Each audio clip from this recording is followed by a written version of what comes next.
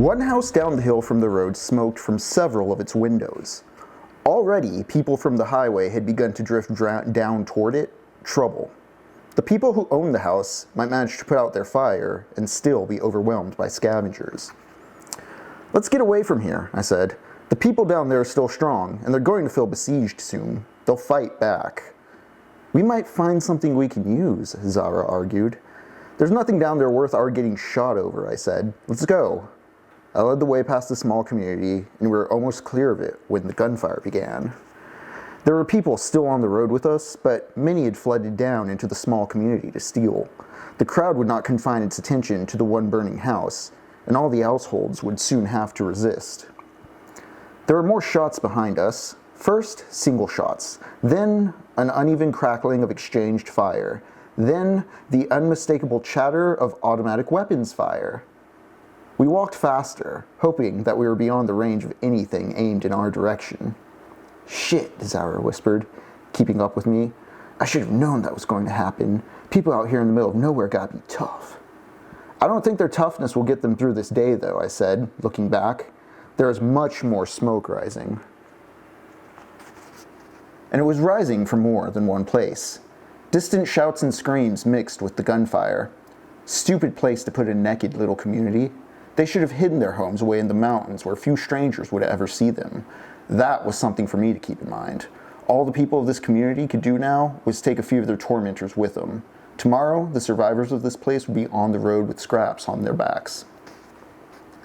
It's odd, but I don't think anyone on the road would have thought of attacking that community en masse like that if not for the earthquake, or something, that had started the fire. One small fire was the weakness that gave scavengers permission to devastate the community, which they were no doubt doing now. The shooting could scare away some, kill or wound others, and make the remainder very angry. If the people of the community chose to live in such a dangerous place, they should have set up overwhelming defenses. A line of explosive charges and incendiaries, that kind of thing. Only power that strong, that destructive, that sudden would scare attackers off, would drive them away in a panic more overwhelming than the greed and need to be drawn out in the first place. If the people of the community were without explosives, they should have grabbed their money and their kids and run like crazy the moment they saw the horde coming. They knew the hills better than migrating scavengers could. They should have had hiding places already prepared, or at least been able to lose themselves among the hills while scavengers were ransacking their homes.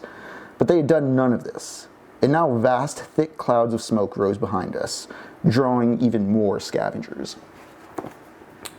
Hi, I'm Henry, and welcome back to TECHNOPOVERTY, a place where we play books as an excuse to read games, and we read games as an excuse to play with books. We've been doing Death Stranding 2 with Nevil shoots on the beach, and we started going into Octavia Butler's Parable of the Sower, but my co-host Jacob is not here tonight. We've been kind of having to rotate out co-host, and we've been a little stretched thin here at the Interdimensional Engine. I'm worried the bigwigs may be catching on to us. More about that later this session. But yes, that was from Octavia Butler's Parable of the Sower, which we've been reading while falling into the future. Tonight, since my co-host is gone, we don't want to get too far ahead in Death Stranding 2. Rather, I decided to pick out a retro classic. We are playing Super Metroid from 1994 for the Super Nintendo. Now, I think Super Metroid fits in very closely to both what's starting to happen in Parable of the Sower, a bit of what Death Stranding 2 has been talking about, a bit of what we've been articulating with a more forward-minded envisioning of the future, a more, not necessarily maybe techno-optimistic, but a more pragmatic look towards the future. We're reading Parable of the Sower. We're going to go through some Kim Stanley Robinson. As I said, we read On the Beach. We're looking at this kind of ideas both in video games, in fiction. We've been watching some wonderful films here on the Discord, but you know what? Let's turn on the volume to this wonderful, wonderful game and get started.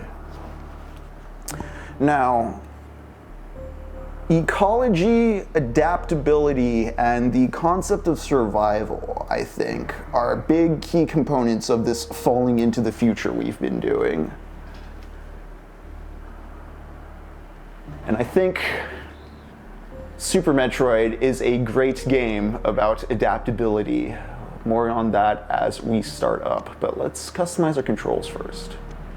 For those following along at home, by the way, we are now on chapter 21 of Parable of the Sower. Come Monday, I'll probably be finished with it, if you want to read the last portion for that segment.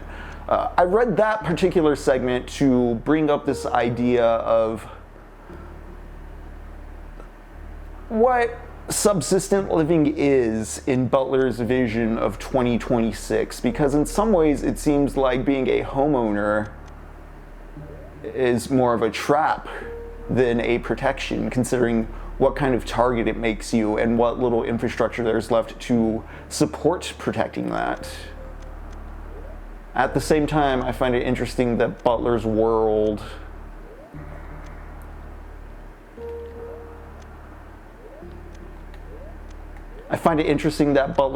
still has an economy. There's still people profiting off of things and running corporations, and there's a sense that, I don't know, maybe there's some ultra-rich somewhere in the world in the most gated-off, dog-protected communities.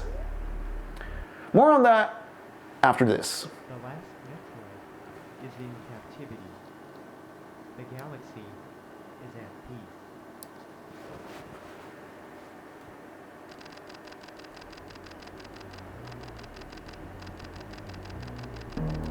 So Samus is recapping Metroid 1 and 2 for us. Super Metroid is the third game in the franchise. I would argue the best game in the franchise, but I first battled the Metroids on Zebes and saved them from Mother Brain. That is the NES Metroid 1. I don't think it holds up, personally. I don't think Metroid 2 holds up either. Metroid 2 is what she's recapping now, in which she eradicated all the Metroids except one from the Metroid homeworld.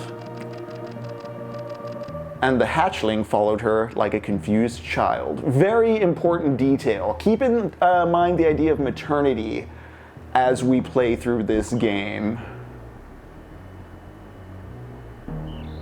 We've run through Mega Man games on this stream before. I want you to think about Metroid in contrast to Mega Man as far as what the game's directing you to do. I personally delivered it to the Galactic Research Station at Xeris so scientists could study its energy-producing qualities. So she had the baby Metroid off. Cool.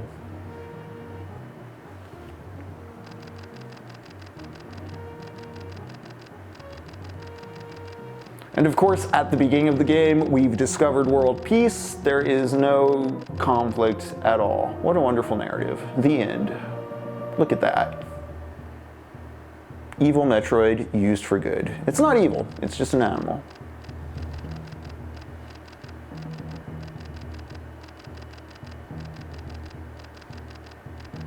Oh.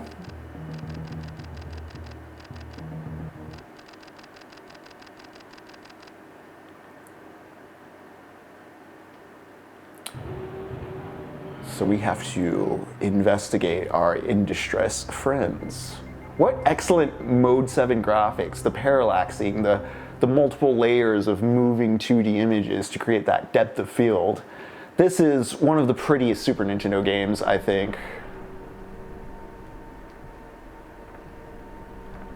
I want to note Samus jumps with a lighter than Earth gravity. That is a key feature to the feeling of this game.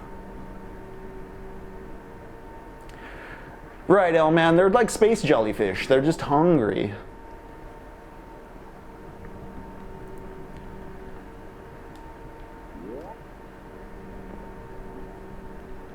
Oh? Hey, that's the tube the Metroid was in. So I really love this, first off. This tutorial area gets you used to the moving, but it also cinematically stages the story. Yes, Samus gives you an info dump, but then the actual action of the plot kicks off where, hey, here's the Metroid. Why was that tube broken? Come on, Metroid, let's get you back. Why can't I do anything? What? And reveal.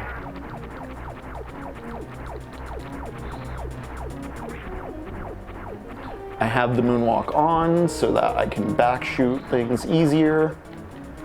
As we play through this game, I'm going to highlight how much optional movement stuff and like, you have so many optional things you can do in this game. I don't even know if you would consider it optional, just like alternate modes and styles of play.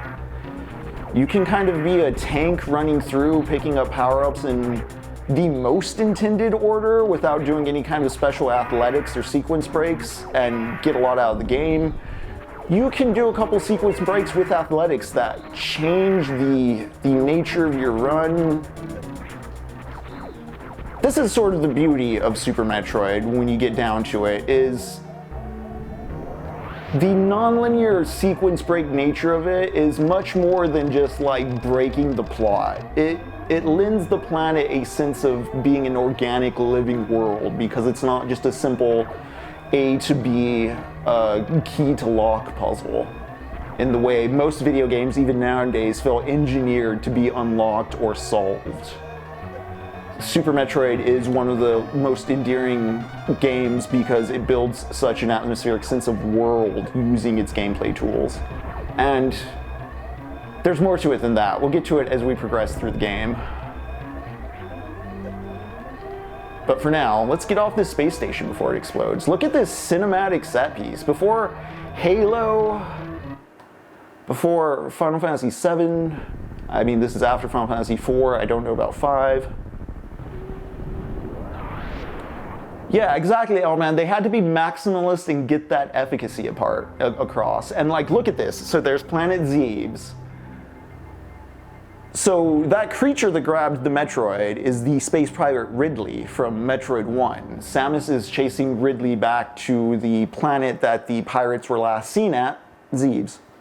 And if you played Metroid 1 and 2 before this one, there's some cool feels the beginning of this game does, but let's get down to it. So the meat of Metroid, let's just look at the map really quick, is you can go left and right. This isn't Mega Man where you just go right and shoot, even though Mega Man lets you, you know, select bosses. This isn't about destroying, it's about exploring. And I think even though there's bigger modern games than it, there are things this game does that capture a sense of exploration contemporary games and modern games just don't do. Alright. So as you drop down here, this is the escape shaft from the first Metroid after you blew up the Mother Brain, the final boss of that game. Much like the escape sequence at the start of this game, Metroid 1 ends with something like that. So does Metroid 2. So this is a very early just Easter egg reference. Not Easter egg, I guess it's a reference, direct reference point. It's a serial story, so it's like it's just continuing on. But you're coming to the old pirate base to find Ridley. And it seems abandoned. I like that. I like the fog in that chamber. Notice I haven't encountered anything much either. It's a very quiet planet. The game doesn't feel the need to like throw things to shoot at to distract you. It wants you to lick the corners.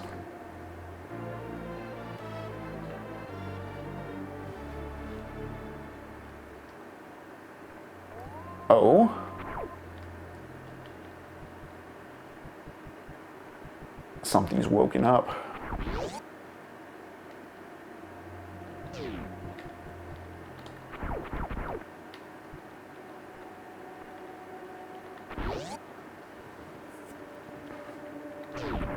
And here we go.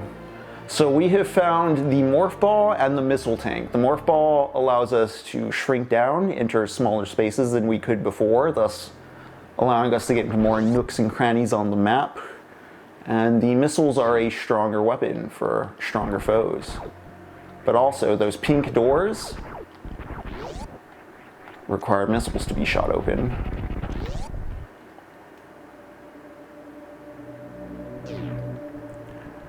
So as you can see, there's already a sense of needing to pay attention to the landscape, to scavenge for expansions and goods.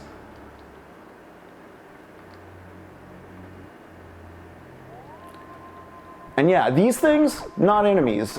Philly Man, I like what you're saying there. Thanks for joining. But as you can see, it doesn't even, you can't break them or anything. So something's watching me.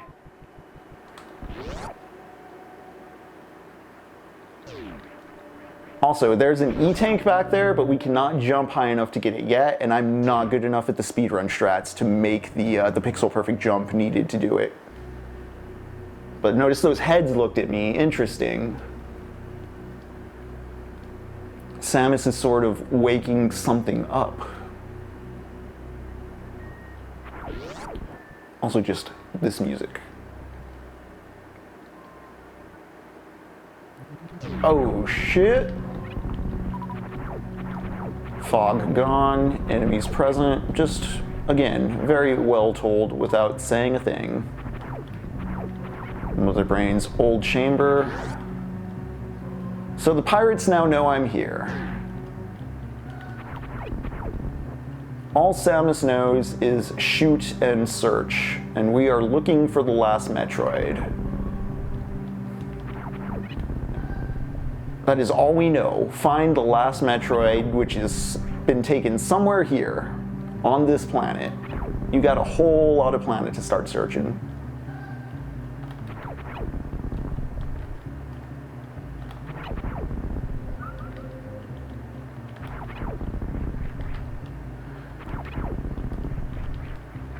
Now, what I just did there was a wall hop, which is one of the optional moves you can go the whole game never using, but if you learn how to use it, it can help you in some tight spots. What it is you essentially jump at the wall and then kick off it, extending your jump. You could theoretically go up a wall forever if you time it right.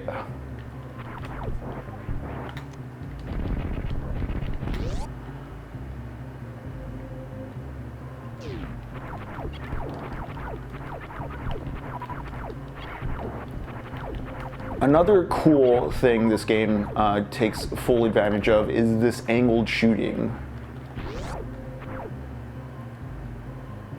More on that as I play, but let's get this map. And so this is the loop of Metroid. You lick the map, you try to find the Metroid, and you just keep making circles until you get closer and closer. You are a bounty hunter. You are hunting. Also, keep in mind the Metroid does see you as its child. Samus is kind of its mother figure. That will be worth considering both in the direct plot and what happens there, and kind of like the overall thematics of the game regarding maternity and exploration as opposed to, I guess, paternity and destruction, if we're gonna get woo-woo about it. I'm honestly just entering this room to check it off the map. I'm kind of a stickler for completion when playing the game, so we'll see how much I collect. Something about Metroid is there's plenty of extra expansions for your health and your missiles and weapon types. You don't have to collect everything to beat the game. You can find the baby Metroid before you explore the whole planet.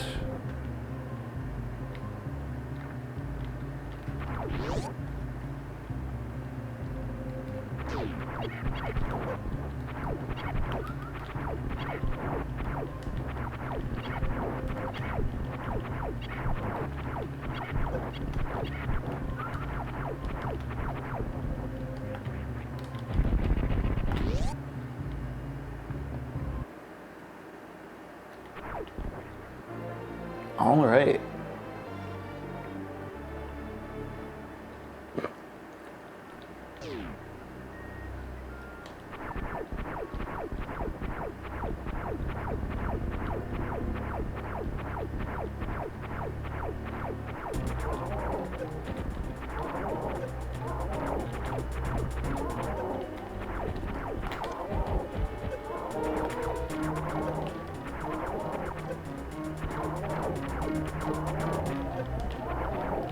Oh, wow.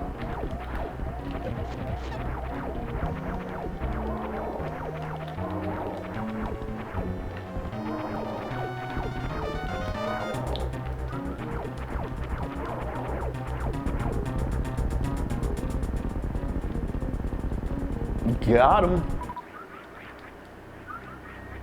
But yeah, everything can be a threat too, so keep on the lookout because the game will throw things like that at you.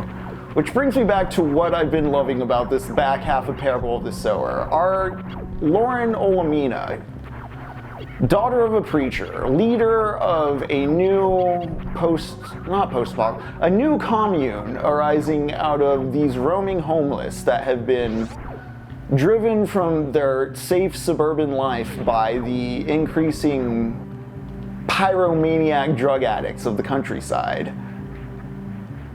It's become almost CRPG-like. It's very Fallout or Last of Us in the way you can feel the haptics of scavenging and exploring they're doing. But I really like in this past chapter that, as I described, there was an earthquake, there was a suburb nearby that started catching fire, that attracted a lot of scavengers.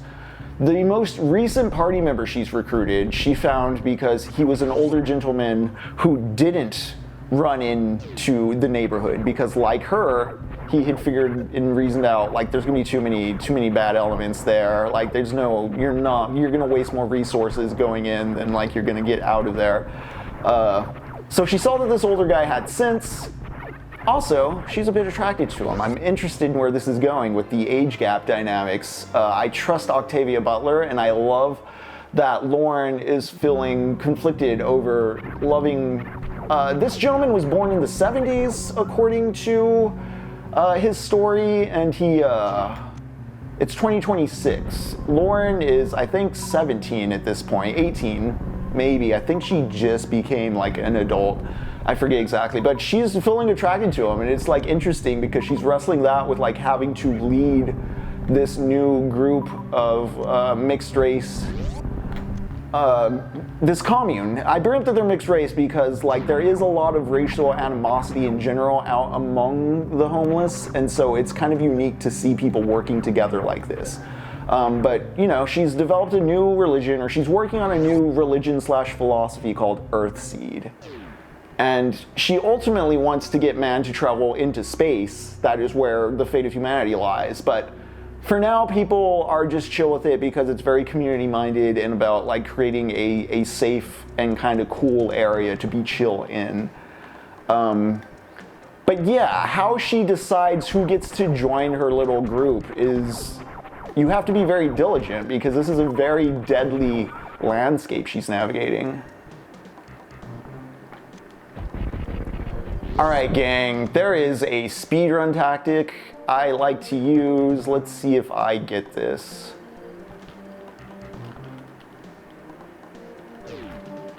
Nope, too early. Alright.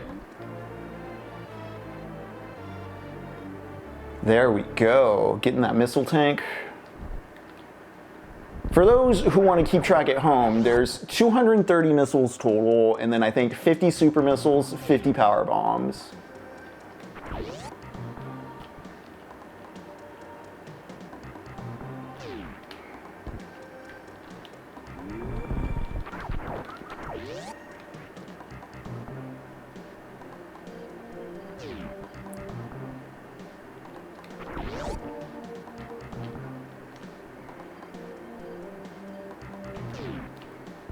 There we go. Okay, cool.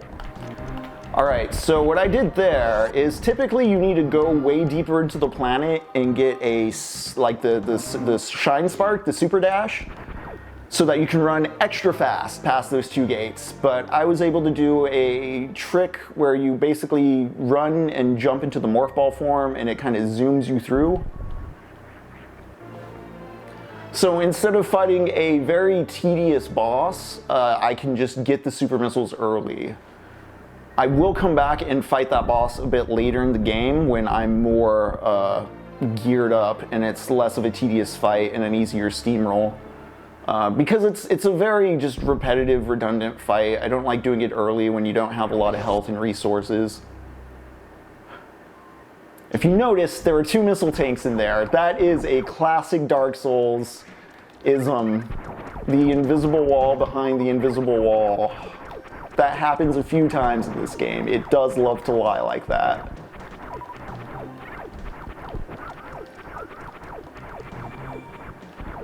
But the older gentleman, his name is Bancole.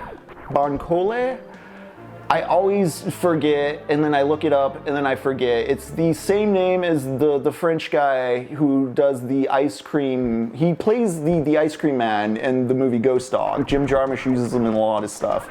I find it interesting because it's same name, probably about the same age you can imagine, and also both are very handsome French-descended black men. All right.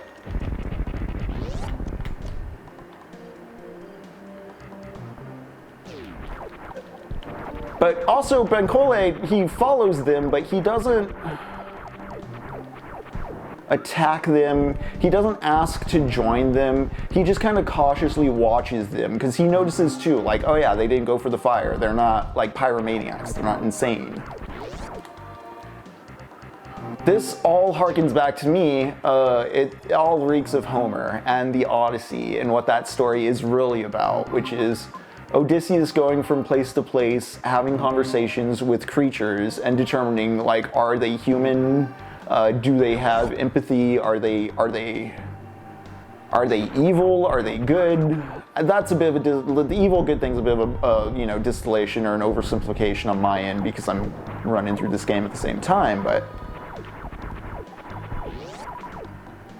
Odysseus is a bard, not a barbarian, I guess is what I'm getting at. He's crafty and a trickster. He came up with the Trojan horse. All right, I'm not gonna go that way for now because I believe that's just a missile refill station, but we will be back this way later.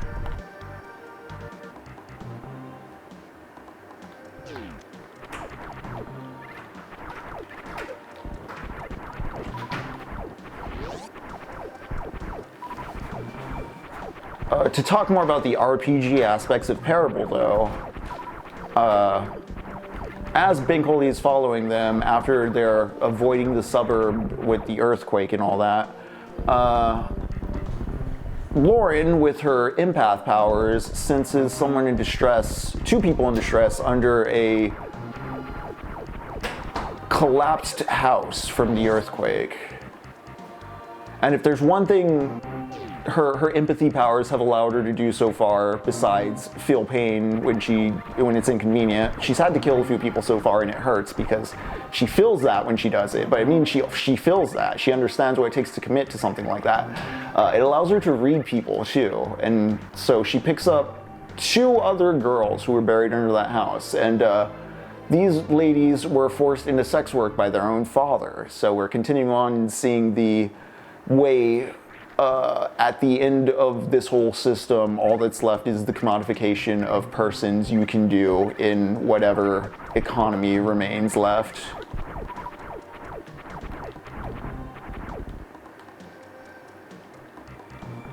All right, we're not going to go up for now. I'm going to come back to this room later as well.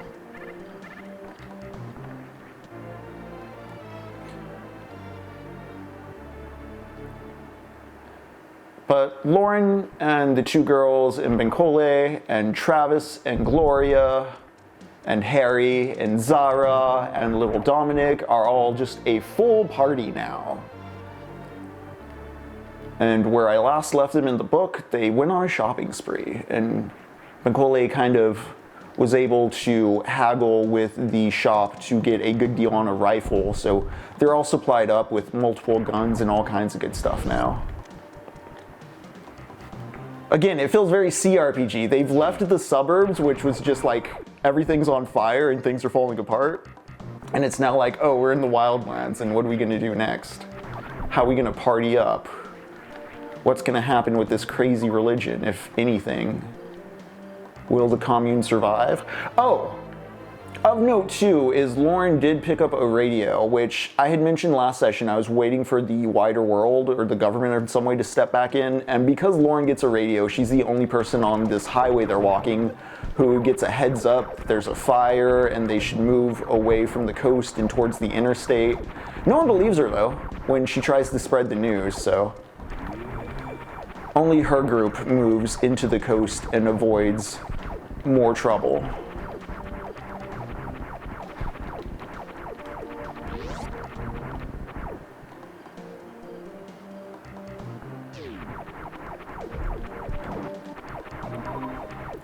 All right. Hopefully, yeah, I need health.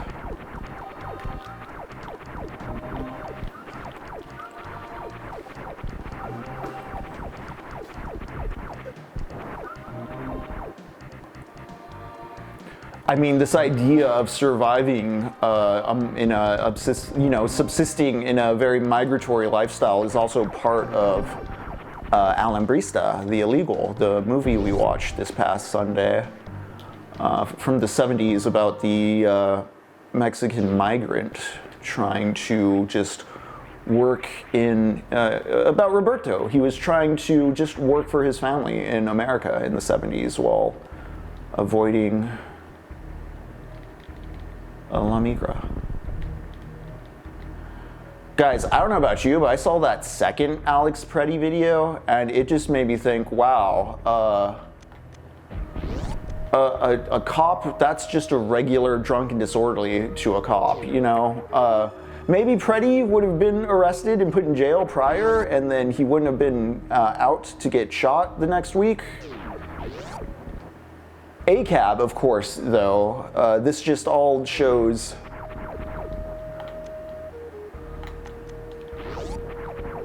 they're still making excuses. It sucks. It's stupid.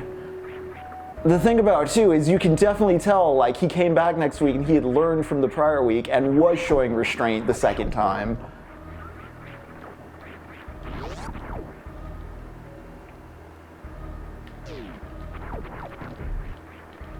All right, we're using the space jump to get some stuff early yet again.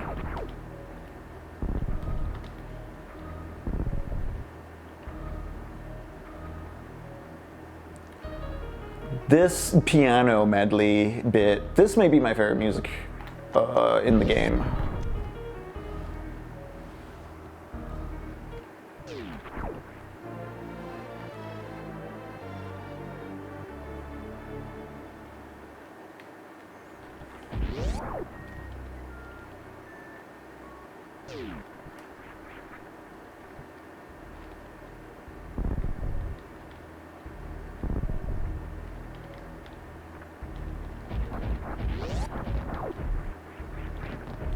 Oh, I jumped right into the jowls of this thing.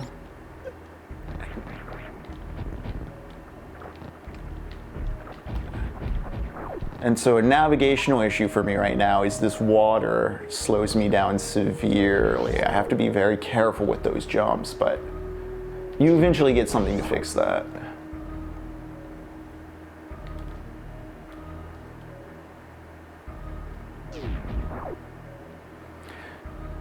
Oh man, what's cool is you can see I wasn't really like hurting them.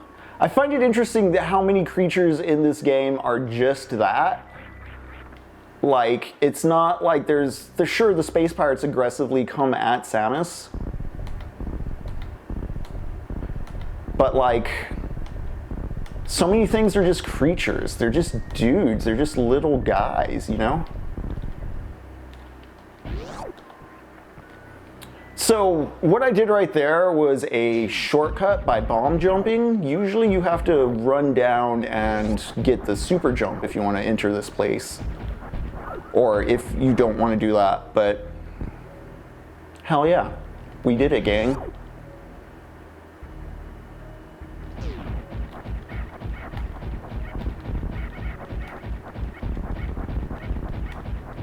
See that shoulder button working? I love it.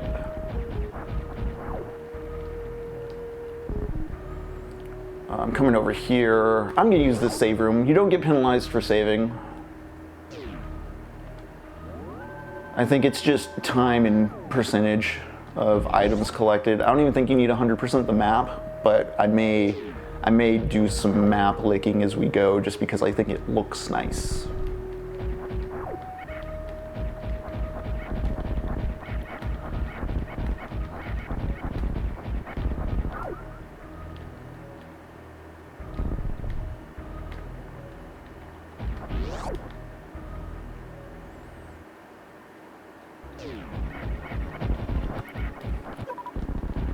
And see, it's curious how the space pirates are... Yep, they're guarding what appears to be some sort of big guy. Gang, I did neglect to show you something that's right at the entrance of the planet, but we'll get there. I just killed what appeared to be a mini Kraid. Kraid was another boss from Metroid 1. In Metroid 1, you kill Ridley, you kill Kraid, and then you go down to Mother Brain. That's the general path and flow of that game. There's a gate sort of guarding Mother Brain. Alright, I have all the missiles. Okay.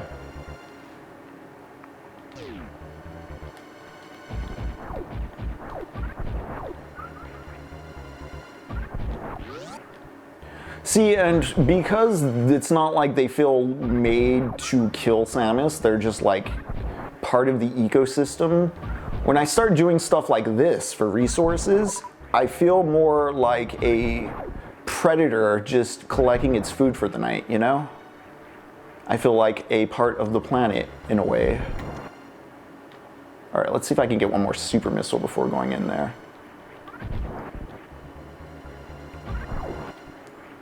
And the game consciously designs these little fountains.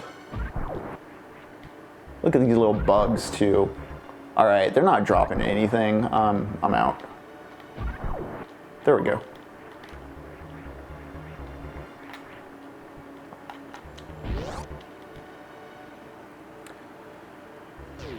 And we got a big boss to deal with here.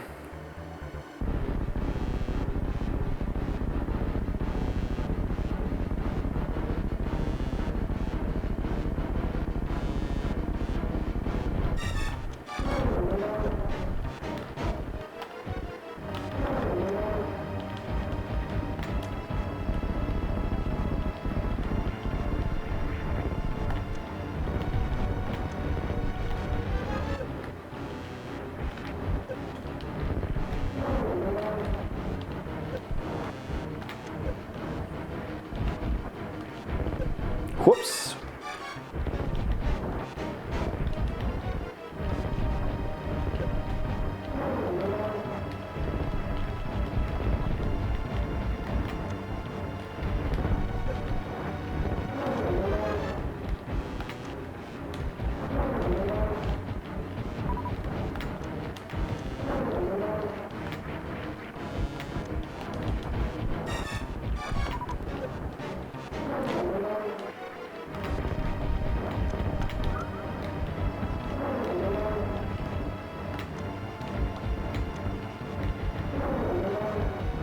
There we go. I don't know why he's called Kraid, but we got him. So because I skipped stuff, we get this guy early. It's not like the skips are like breaking through the level or like clearly going to level 5 from level 2 though. Notice how it's just, oh, if you use a bit of athletics, you can parkour up this path instead of waiting till later.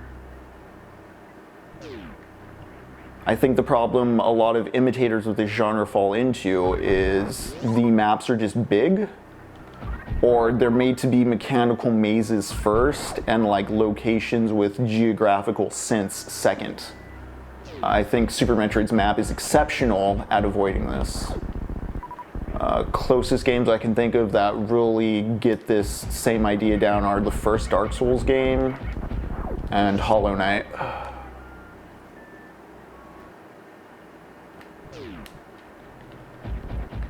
Alright, we're gonna have to come back here later to collect a missile tank I currently can't get because I don't have the power bomb.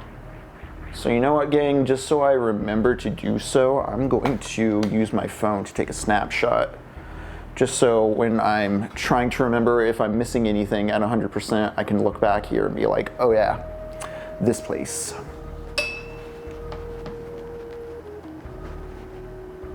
Did I just say I was going to do 100%? I did not. I'm just playing Super Metroid. We'll see. We'll see.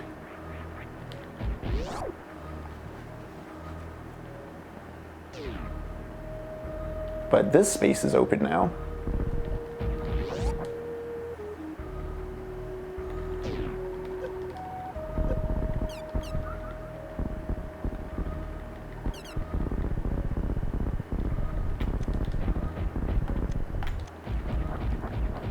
Yeah.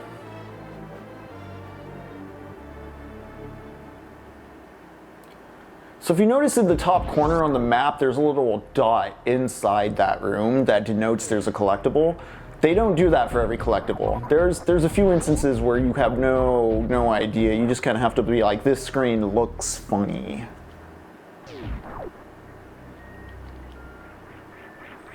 All right, so we have taken care of that.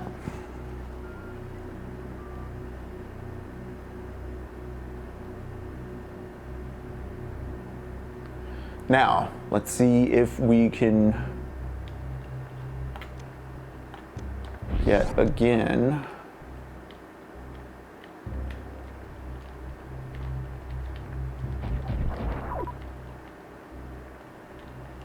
this one's a bit tighter.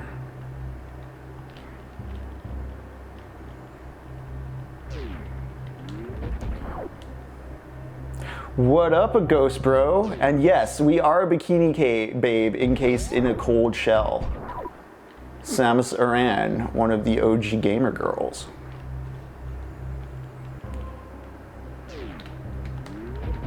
Alright, I'm not jumping hard enough. I'm not entering fast enough. Bear with me, gang. I'm jumping just at the wrong time with this.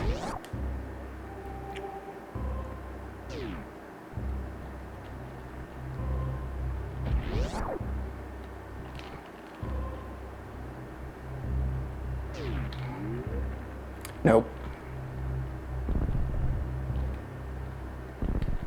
I won't linger too long on this if I don't get it, but this does shorten up a lot of things as well. What I'm doing is the speedball tactic again.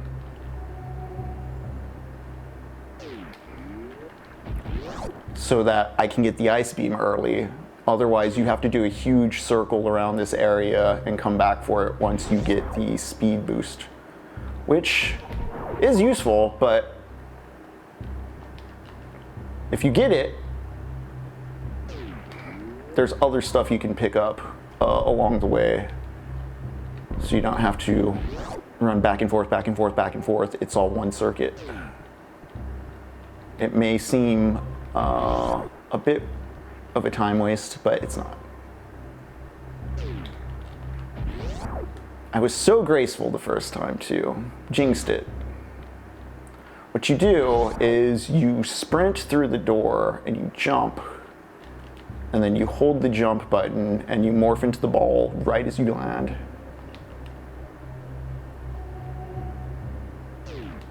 I didn't even jump there.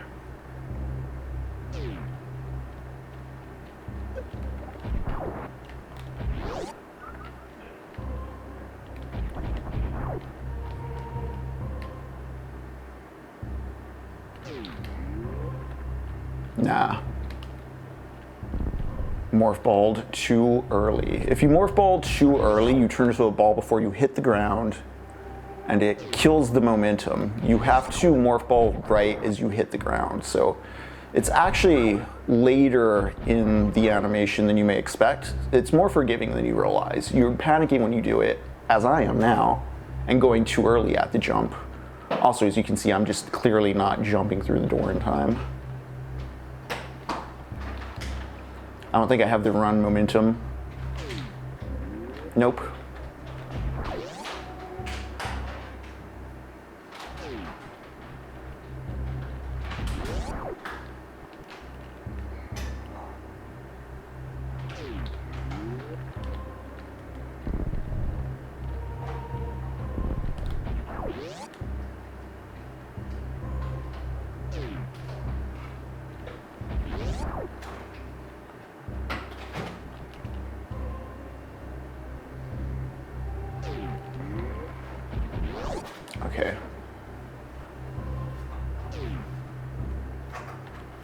This is the zen of video games as well, and kind of part of the fun of Metroid is, while the game has many ways to play it, these high-level tricks are just like sort of a breathing exercise.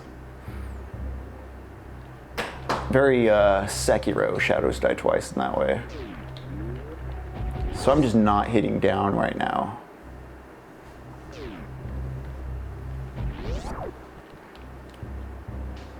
Too early to jump? Yep.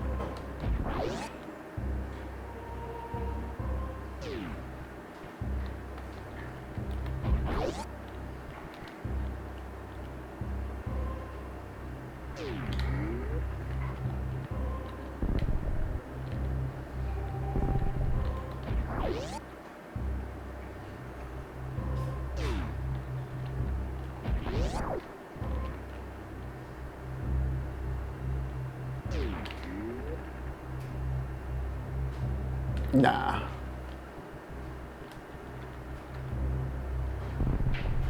I'm not sure I'm getting the run momentum because it is a shorter platform than the first one. This is the only other time you have to do this trick, gang. So after this, there's not really any like speedrun gimmicks I take advantage of. It's all pretty bread and butter.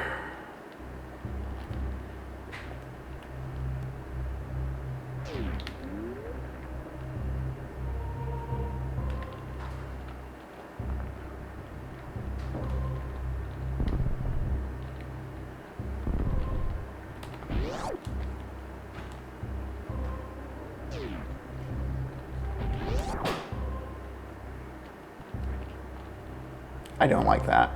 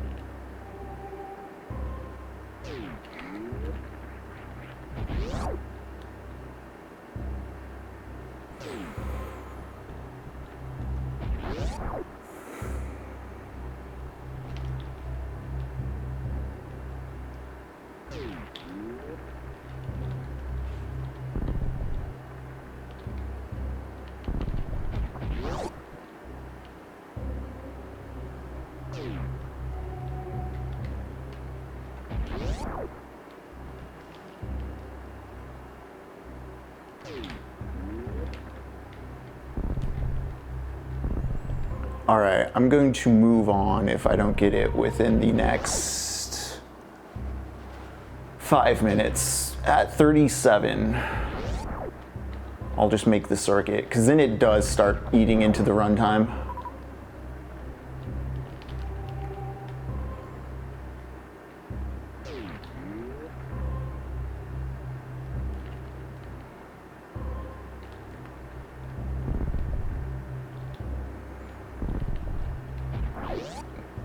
Also, amazing the testament to the consistency required to do this, considering how nonchalantly I pulled off the first one.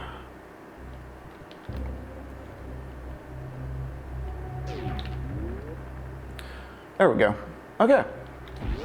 See, I was doing the drop down too early.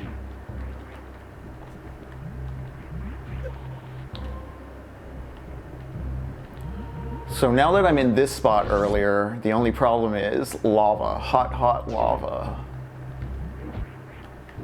But I'm nimble enough to just dodge it, I think.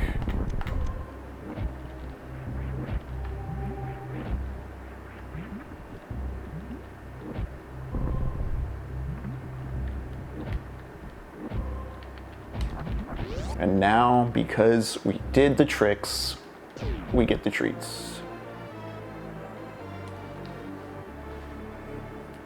we all scream for Ice Beam. Now I can turn enemies into platforms, and this opens up a huge amount of shortcutting.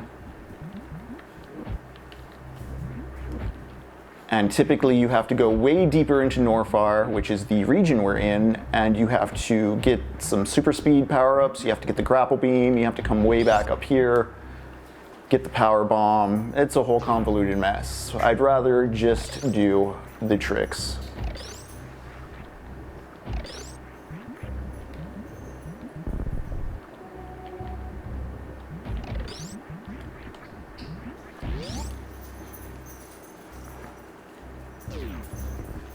Even if I'm not super pro at the trick, it still shaves off time and it's fun to do. The little haptic joy of mechanical mastery, you know?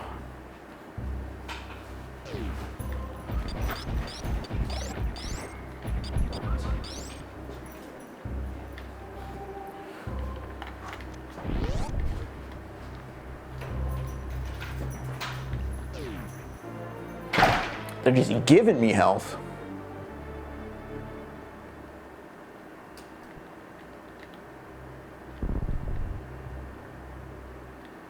Oh, there's a missile up there?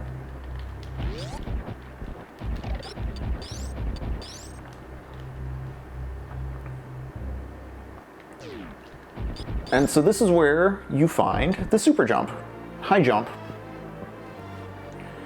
See, if I didn't want to do all the wall jumping stuff and all the bomb jumping stuff to get to that one boss early, I would have had to come all the way down here for this.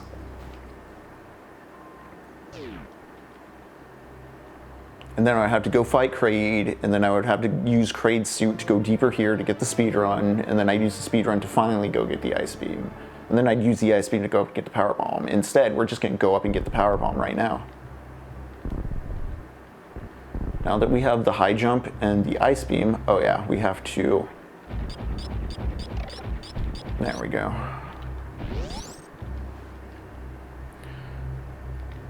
So now we go get the Power Bomb, which again, this is a thing that usually, if you're just tanking it, not parkouring it, not being a nimble navigator about stuff, you have to do a whole circuit down here before you go back up for it, but we're not going to do that. We don't want to play that way. See, there's a fun sense of building your own personal path through the planet that endears the game to you as well. You get intimate with it.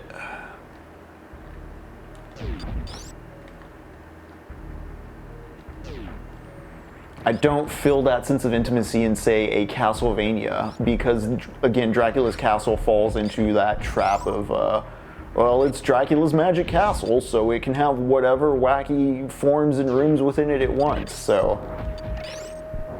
The maps are kind of these nonsensical labyrinths made to grind or metagame. They're not, like, telling a story. I mean, sure, there may be environmental storytelling details, but it's not the same as those curated, cinematic, level-driven Castlevanias.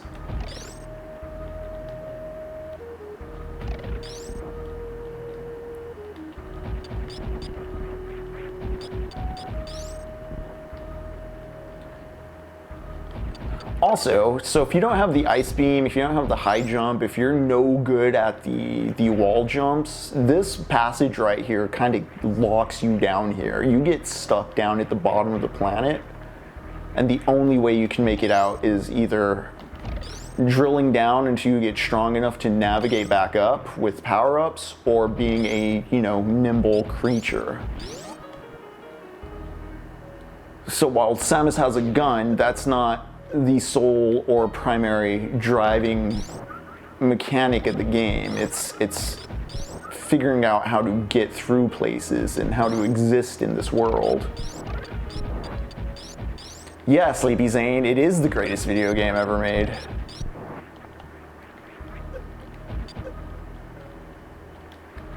We're on our way to getting the power bombs.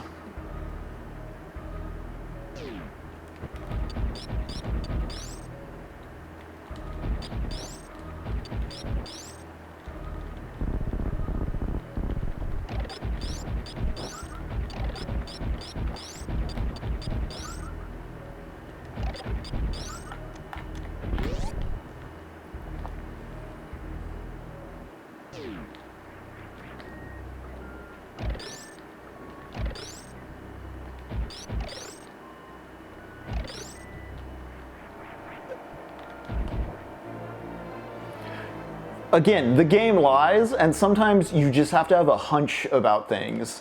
This is one of those times. Now, the power bomb is very useful because it will clear a whole screen and reveal secrets at the cost of one bomb. Most of the time. There's some tiles it doesn't reveal, but it's very useful in a general sense. It's sometimes if a room is looking suspicious, you may just want to drop one.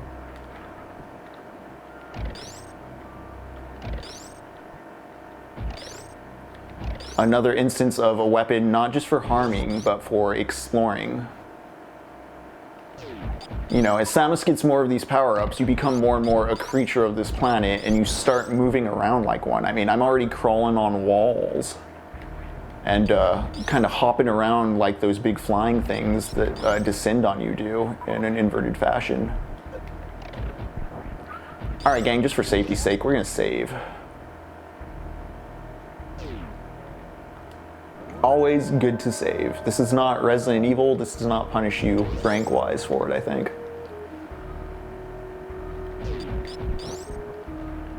Alright, we're gonna go back down into Fireland in a moment.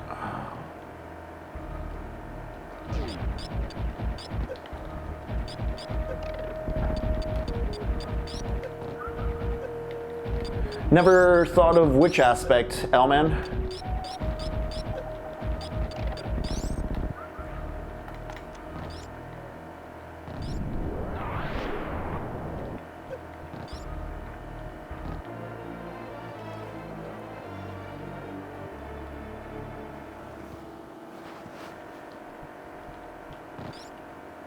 Alright, getting our power bomb expansions.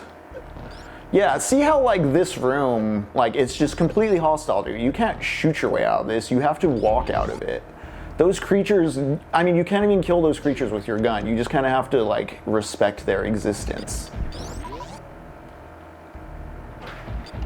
Again, it's interesting, there's things you can't kill and there's things you can kill that the sense is you're recharging, you're eating, it's sustenance, it's subsistence, it's scavenging. It's not always bad guys with a gun at the head of the baby Metroid, although that appears as well in short bursts, which adds a lot to the environmental storytelling. Because keep in mind, this is the planet the space pirates are hiding out on as well. They are not natural creatures to this planet, and there's some fun stuff you can see as you take that into consideration. You know, they are an invasive species, whereas Samus is an adaptable one.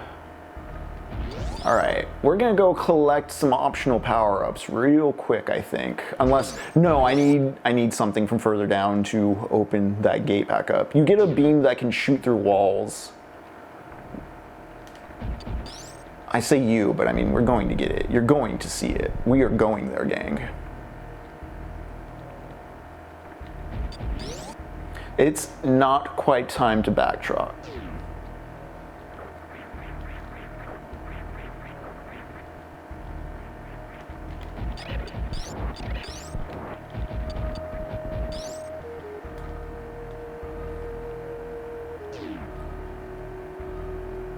Yeah, Sleepy Zane, I think, especially with the popularity of Souls-like, they can be doing so much more than Metroid Prime 4. I don't want to, like, completely write off Metroid Prime 4, I don't want to be quick to judge it, but, like, I just, from the Let's Plays I've seen, I don't like it as much as what I think the franchise could be doing.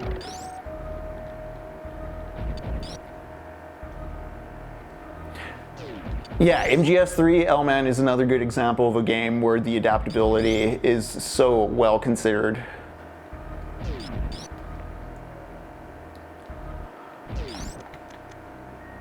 Wait, oops. Alright, there's something I gotta grab from back here. See, I don't need a bomb jump this time, I can just jump.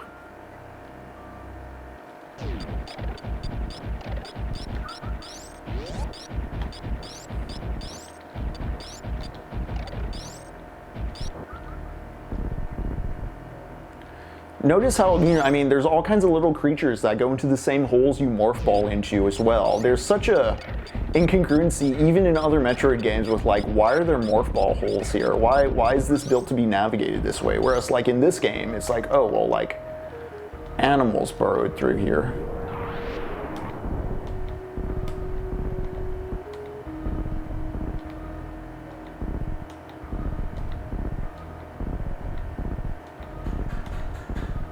There we go.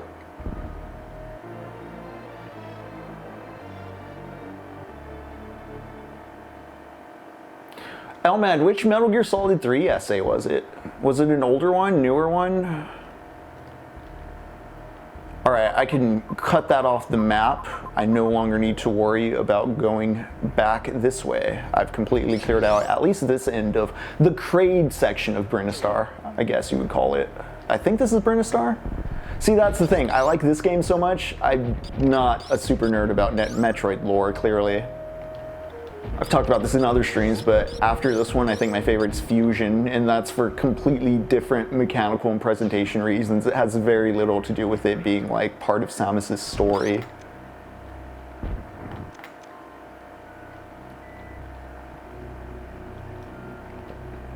And yeah, the Chozo as well. That's the thing too, is like the space pirates are invasive, and then all the ruins, the bird creatures we're seeing, the statues, that's an indigenous to the planet race that is long gone. And also Samus was raised by them, which I thought was a piece of lore like Zero Mission or Prime added in, if I remember correctly. I thought it was a later addition to the franchise, but I recently saw like a Super Metroid Complete Works scan, and there was like concept art and lore that stated that was the case, and so it's been the case since like the Super days at least.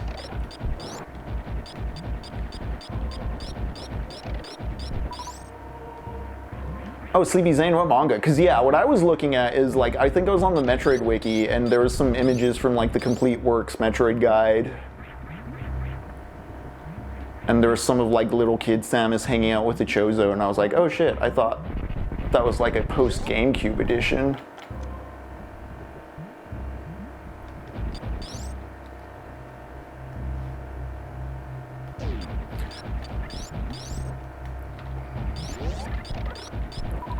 Alright gang, you remember earlier how I said the game lies at certain points?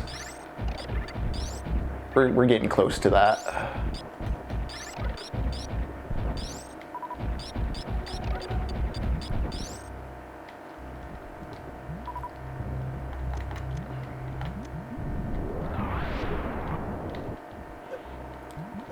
Ow, ow, ow, ow, ow, ow, ow. Oh shit.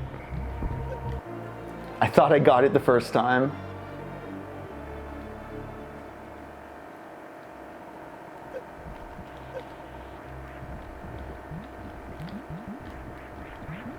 Alrighty.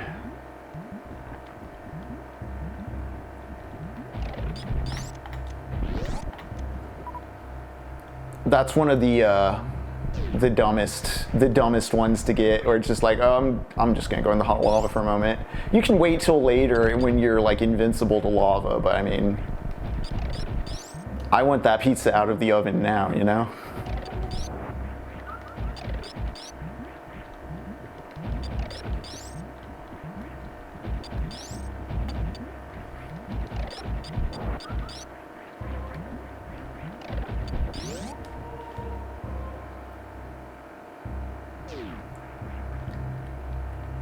Alright, I'm gonna save right here.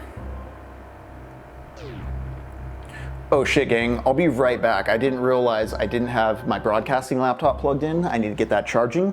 Be right back. We're gonna hang on the save completed screen.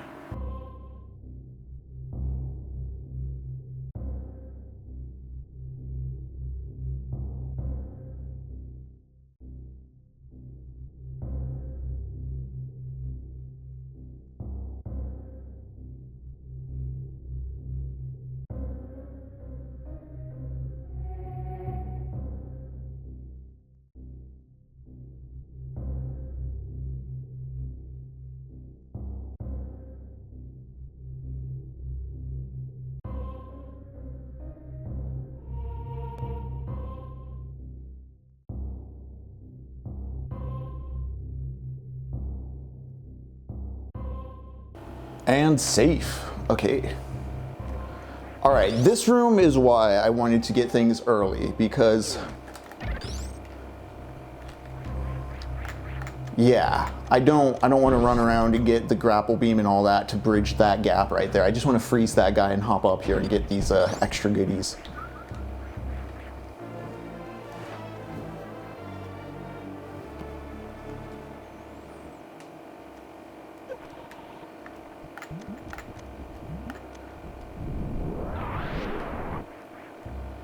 Again, worth power bombing. This is one of those secret rooms where just like, how the hell are you supposed to know that game?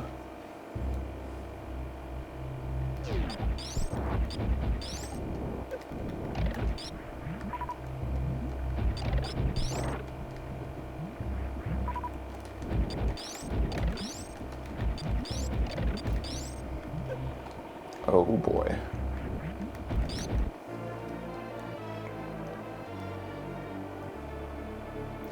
Here comes another mean one, because this game just likes that.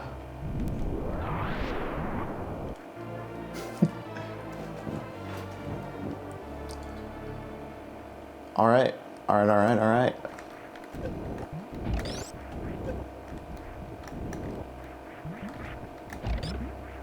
The utility of the angle button is full display here.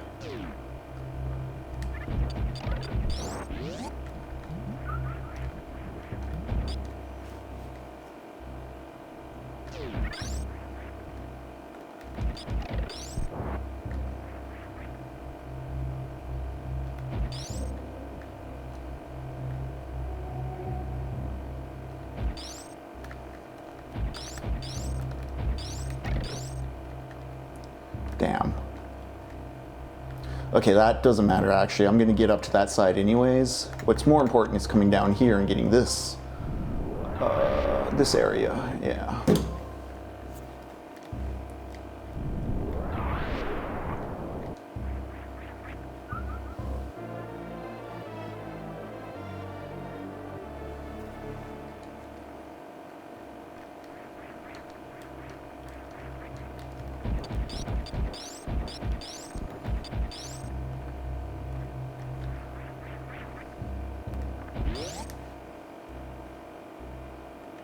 Oh, that's the way I came. All right, perfect.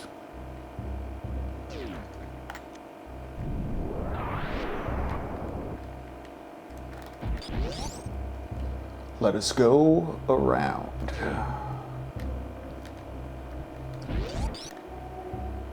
What up, Captain Quasar? I'm just playing Super Metroid while talking Parable of the Sower. Going solo tonight.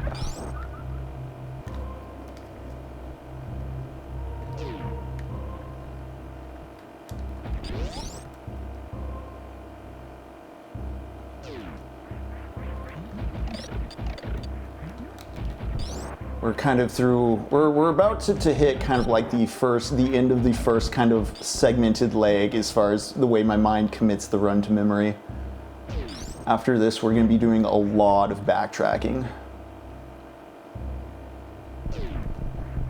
So far, we've been sequence breaking to kind of keep things all relatively the same.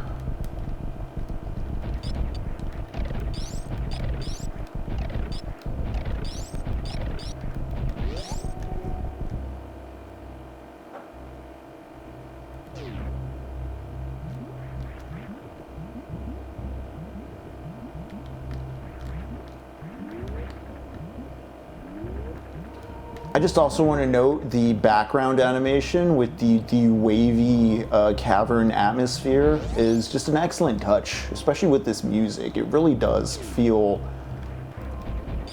hellish, molten.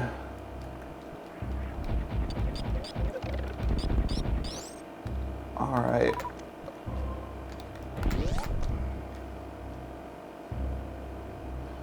So I believe we're going to once again use our parkour skills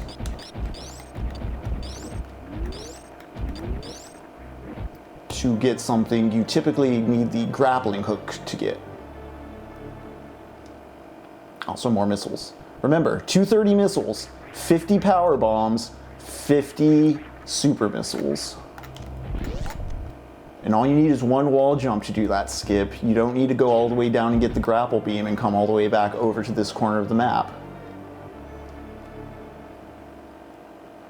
Yeah, dude, I did see that Aronofsky news and I fucking hate it. I don't even think Perfect Blue and Black Swan, like, I get why people kind of claim Black Swan and Perfect Blue are similar, and actually there might be more similarities than I realize. I may be getting harsher about this now that I think about it. Like, I didn't care too much in the past, but now I'm like, eh. I saw Aronofsky at Austin Film Fest one year, and yeah, someone asked him at the Q&A about that, and he dodged it. He just kind of next questioned it. It was pretty funny. I know, see, and I know the whale's ableist in its depiction of a large person. I thought, I don't know, I thought it was dramatically compelling at first, but then also like the element of like you should hate, like your body is a reflection of your morality is very much present there, even though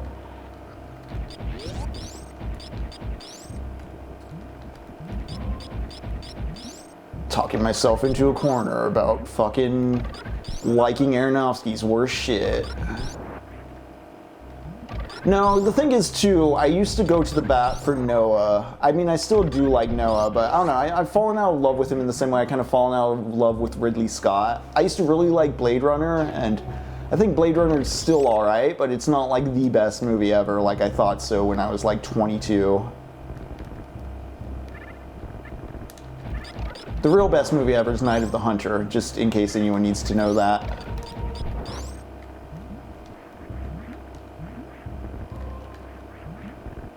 If you're wondering why, gang, I'm doing this room so clunkily, it's because I'm a stickler for the map. And if you just run through this room, yeah, I just want to lick the corners for the map. There we go. Also, another instance of the game lying, right here.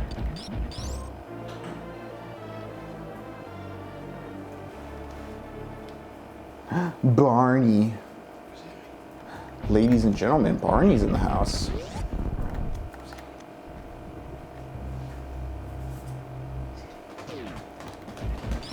Alright, here's that speed booster I was talking about needing, but we used the sequence breaks for. Hi, Barney! Gang, look who's here.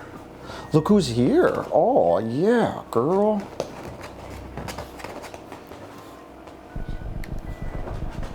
And perfect time to use it. I do love how they set this up.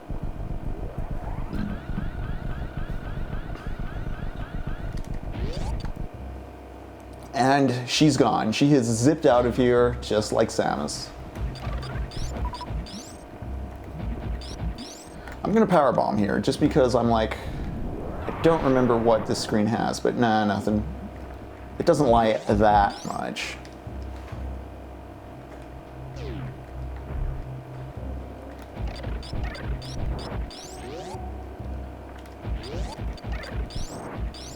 Alright, gang, that was a pretty graceful run of that segment, so I'm going to save. A little Barnes and Nobles, that's right, she is noble.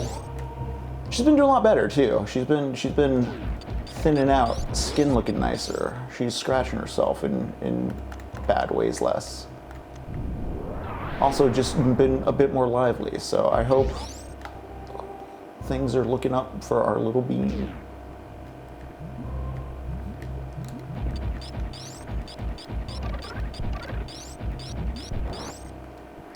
Alright, so yeah, I can shoot through gates now because of the spacer. Or not the spacer, but the wave beam.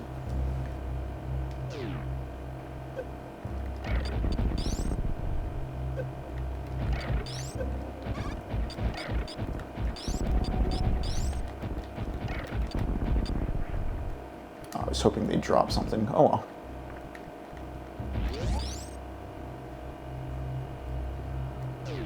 Alright, I believe there's an energy refill right here. Yeah. See, I have that map committed. The other way is a shortcut to a thing that you need the grappling hook for.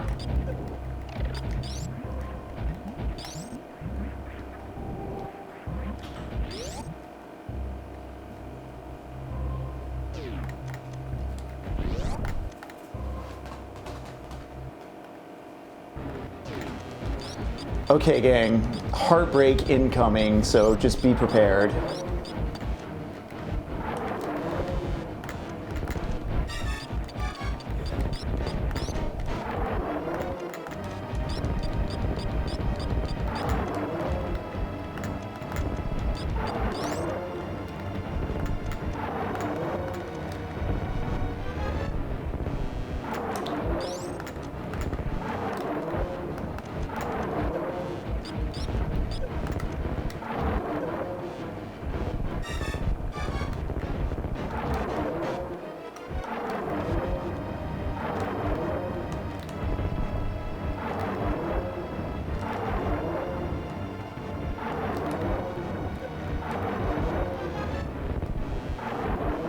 I should be using the angle up for this fight.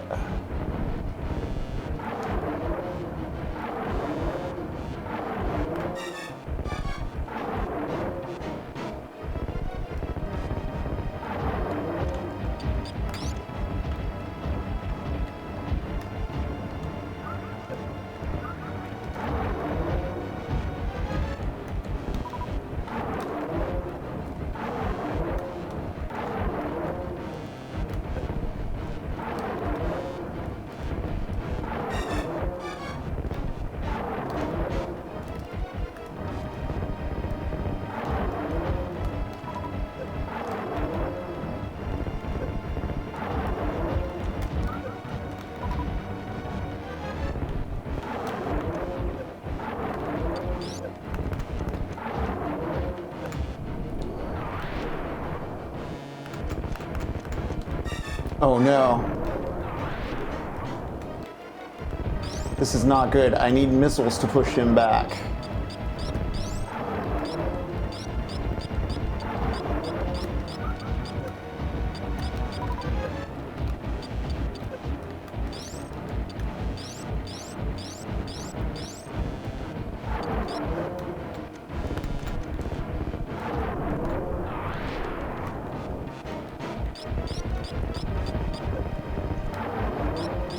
Oh, this is very bad, actually.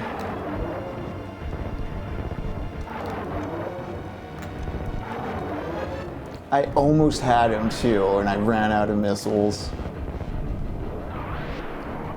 The bomb doesn't work. I'm going to die, aren't I? Yeah, he's got me.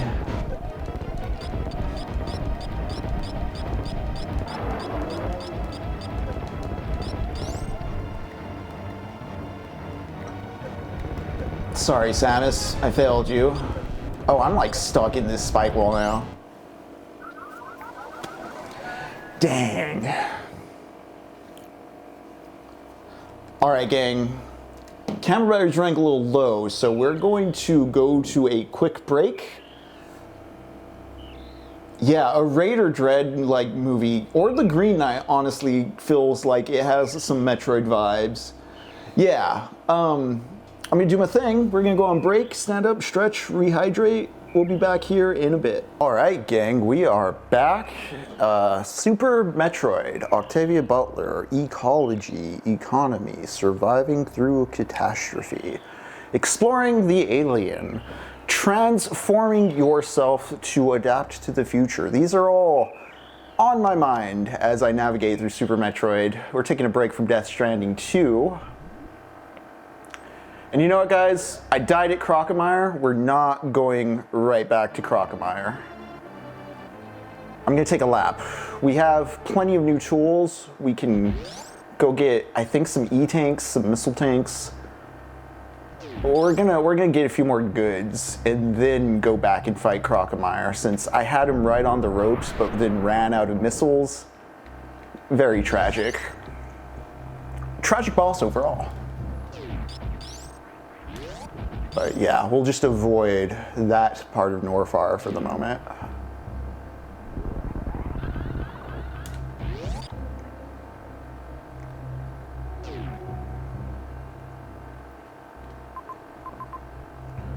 Now I actually want to backtrack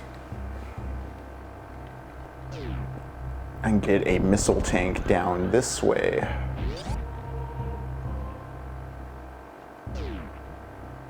So I had the right idea.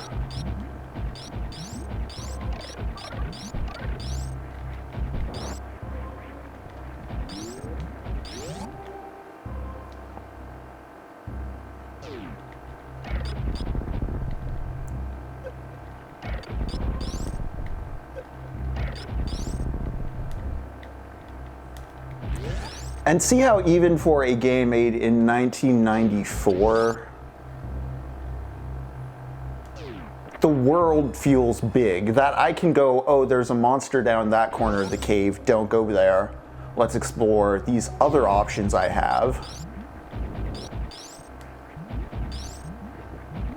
It's both a nice approach to giving the player options, and again, it builds that sense of world, that this is a place. This isn't a maze designed for Samus, this is a world Samus is venturing into. I don't even think other Metroid games get this point quite right. Very few games in the genre are good at it. Again, Hollow Knight and Dark Souls 1 are the other two games I think come close to this in terms of like the non-linear world design being meaningful and artful and not just a big sandbox of collectathons and toys and trinkets. And looking at you, Insomniac Spider-Man.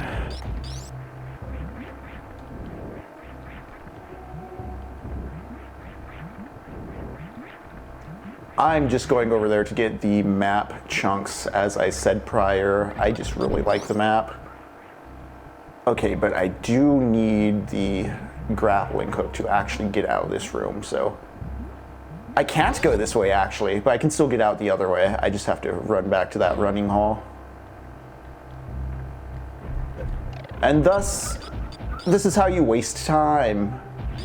This is part of the fun of replaying Metroid, because I believe you can beat Super Metroid in like 50 minutes if you're not trying to like collect a bunch of items and you have all the Super Pro movement strats down pat. If you ever watch Games Done Quick, highly recommend checking out Games Done Quick. One of my favorite aspects of Games Done Quick, they do live speedrunning for Doctors Without Borders. They have 2 events a year, if I recall correctly. I don't always check them out live, but the VODs are up on YouTube. But one of my favorite Games Done Quick things is when they do Super Metroid races. They'll have 4 dudes sit there and race each other, speed running through this game, because you can optimize and get your shit down pat just that efficiently. That's like such a fun sense of competitive gaming too, instead of just shooting each other. All right, we're going back to the surface world. We're collecting goods. We're going to go feast closer to the sun until we are a stronger creature. Then we will devour our enemies.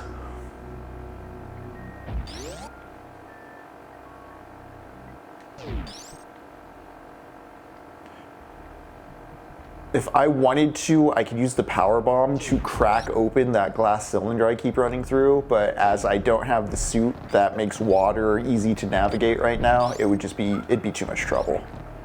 But you can do that. That blew my mind as a child. Just being stuck and not knowing where to go next and just trying that one day and seeing the glass shatter. The way that triggered my consideration of possibilities for what this game space was permitting. It was radical. Again, this is not Mega Man. You are not Master Chief. This isn't search and destroy and go right and blow everything up.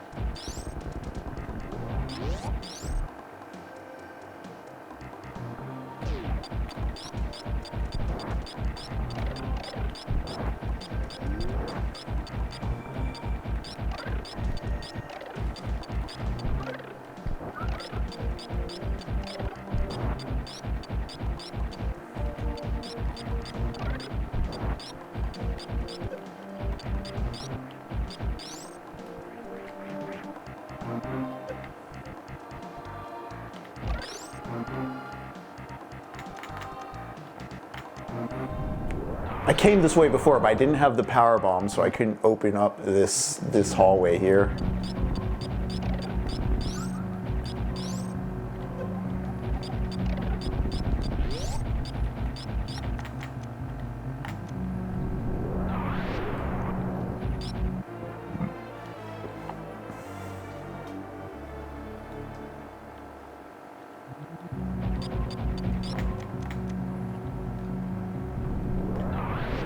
We've circled back around to the start.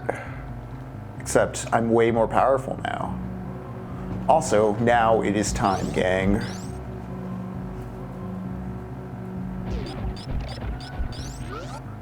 Remember that pixel perfect jump I talked about way earlier?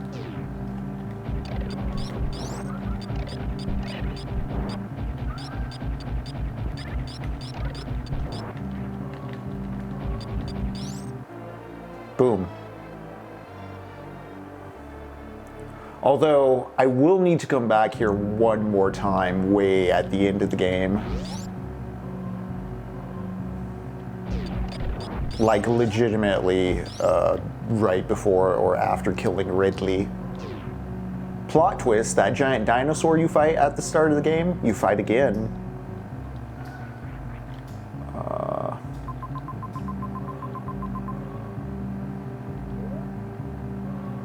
Actually, we'll go up this way for now. So cool, I have more health, and I'm gonna have more missiles for the Crocomire, the big red guy who beat me up right before the break.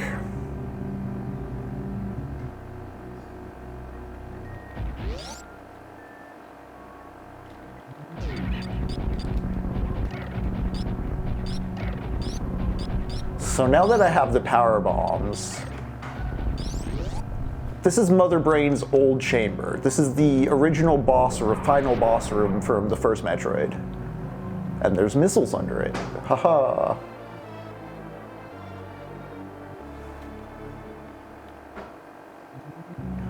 Oh, okay. I have the speed boost. One of the more annoying missile tanks is right here, but I'm gonna go for it.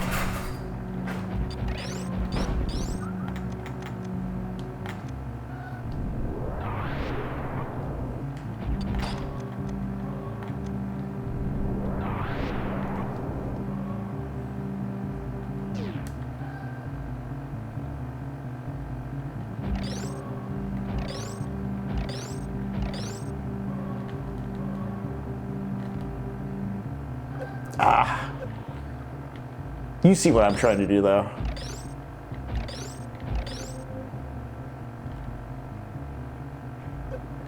Dang.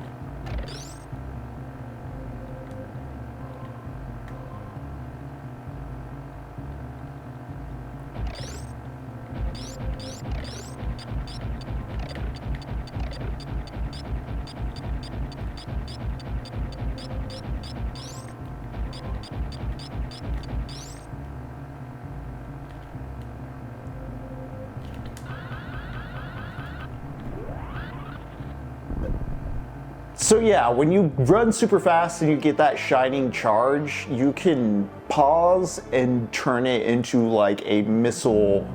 You turn into a projectile basically, and it shoots you through things. Ooh, they were very mad at me for not coming up here with the grapple hook. What's up, Jari? Hell yeah, Captain Quasar. Captain Quasar, are you still on Discord? Please, if possible, I don't know, or if it's personal preference, I totally respect that. But if you're subbed to me here, you do have access to the Discord.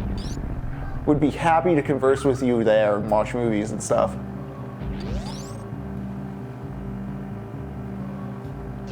All right.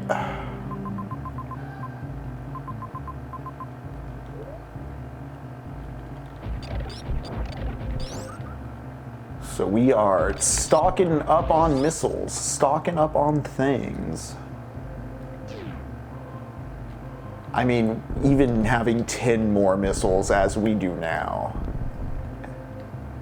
the Crocomire will perish. See how the backtracking is motivated by a sense of narrative brought on by my own adventure within the non-linear map?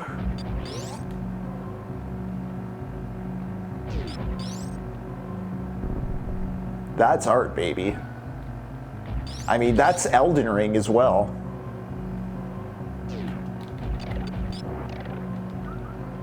All right, I think... Actually, yeah, let's go that way. There's two very annoying missile tanks I'm by that I could get, but I'm still kind of a weakling. There's a lot of lava you gotta get through. Also use a lot of power bombs, so I don't really want to try yet.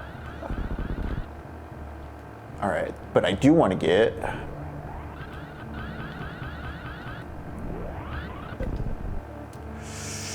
Yes, cool.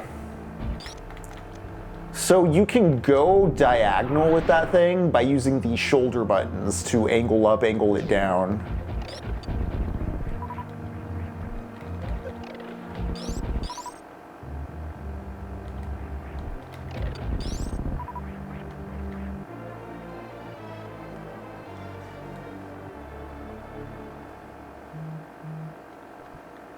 And I don't think there's anything mischievous around. Nah, okay.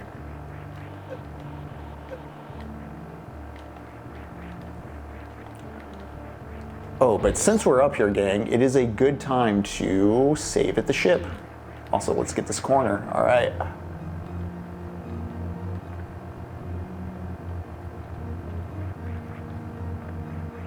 All right, I'm just painting in this part right now. Cool. So when you save at the ship, it refills everything as well, so you can see what your status is, in short, as far as collecting things. It's the Firelink Shrine, you know? Alright, I'm going to avoid some very annoying missile tanks and instead get some... We're gonna work our way back down to that crocodile now. I don't quite need to backtrack Brinistar yet. I'd rather wait till I get the grapple hook in the gravity suit. But I believe there's a missile tank over here to be seized.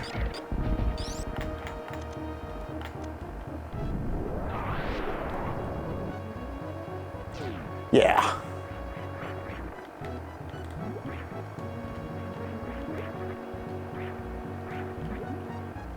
I'll worry about it later. I should have enough goods to get that Crocomire.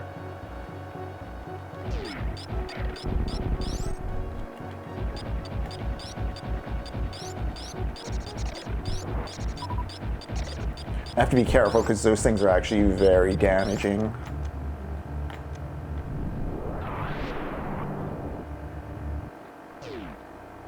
Roly-poly.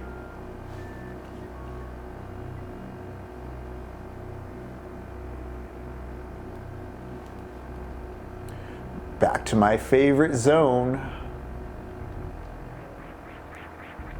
There is like a little tunnel out of here to the right at that point, but I don't need it right now. It's gated in a way that I can't really do anything about. It's just to show you it's there. You come around to a full circle from Lower Northfire way later on.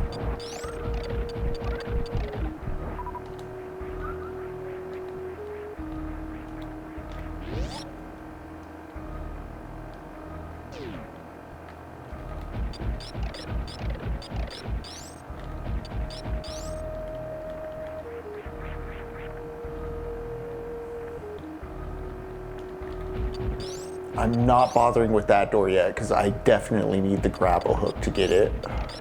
It's the X-ray vision, which replaces the power bombs as your go-to method of scanning a room. You get a little X-ray scope, you can just swing around, it costs no ammo, and you see all types of squares.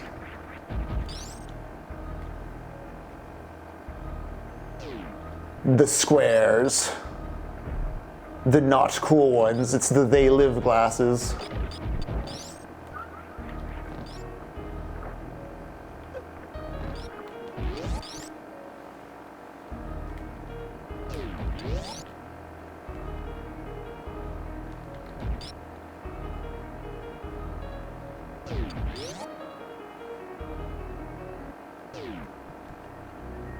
Was really getting to the piano there too. Oh well.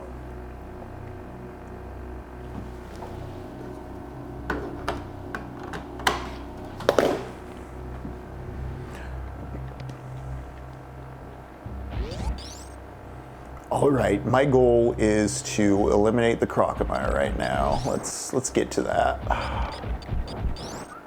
Thankfully, I got the speed booster, so getting back down is much easier than it was the first time. Let's save too. Just in case.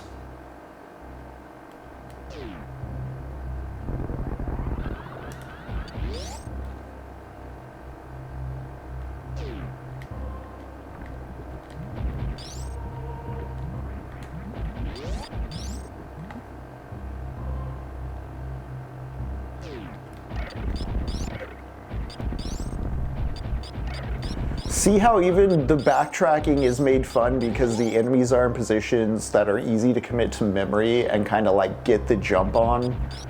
You become a predator to the environment. This is something that, even though Metroid Prime's pretty good, it misses this aspect of it. I do like Metroid Prime 1. It's maybe third or fourth best. You know what? I do want to take this time to shout out another Metroid 2 remake. More on that after this boss.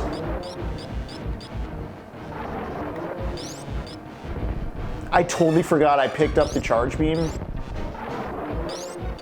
Oh my god, I'm so dumb.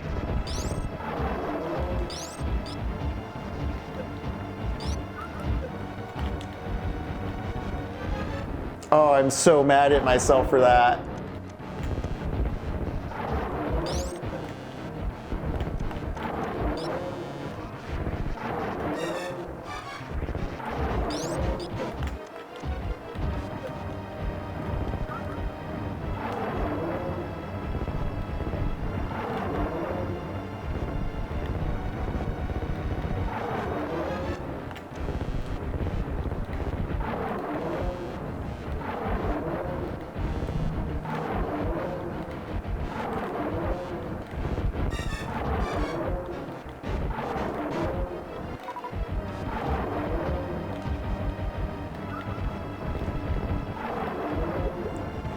You know, typically, I'm very sad for it when this happens, but he ruined a very otherwise excellent run, aside from maybe taking a bit too long to speedball the ice beam.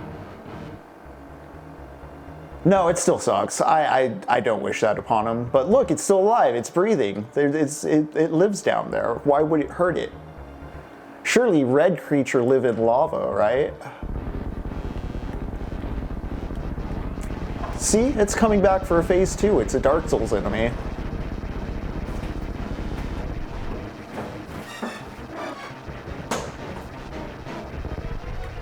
Oh. Nope.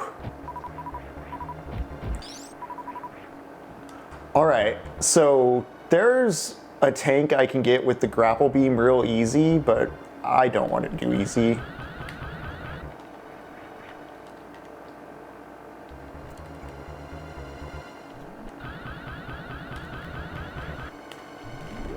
There we go.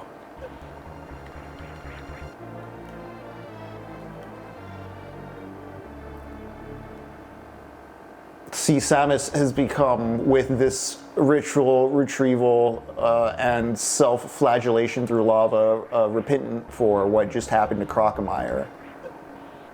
I do wish you could skip Crocomire the same way I skipped the earlier plant boss. I'll explain more about that as we get near the end of the game. It's a tragic detail of the story.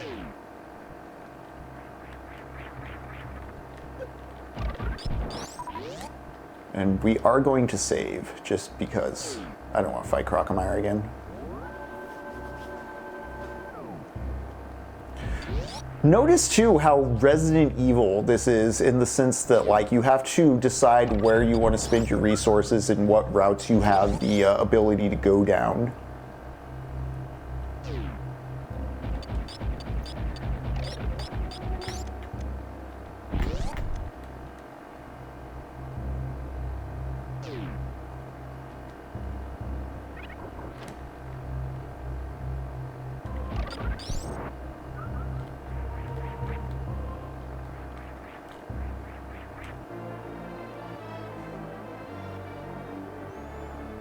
Just collected. Just collected.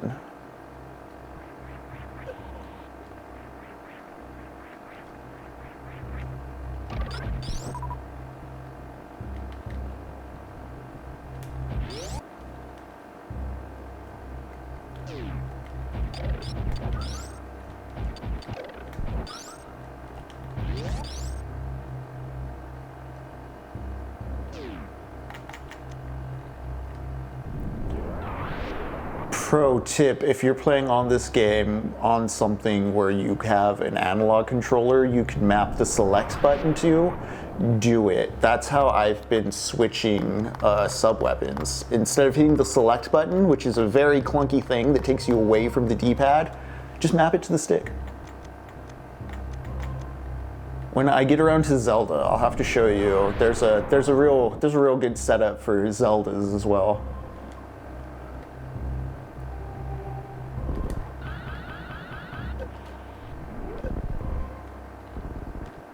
Again, just eat the lava. Just eat the lava for a second. Apex predator behavior.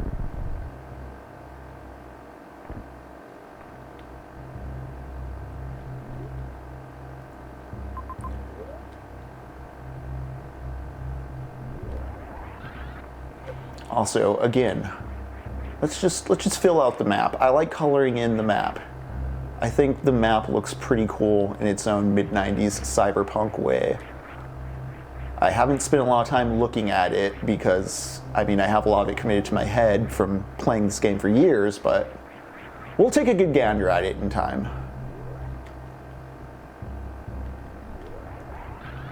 I haven't spoken much on it, but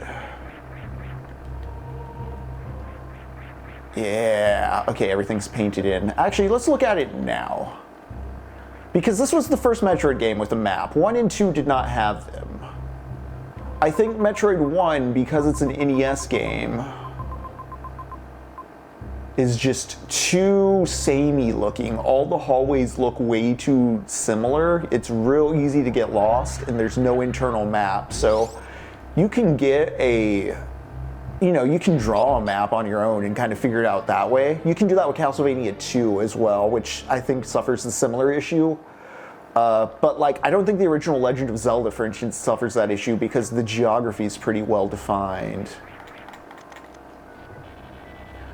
And then I think Metroid 2 is worse than Metroid 1 because it was on the Game Boy, so there's not even color to help you see things. But yeah, we got the hookshot.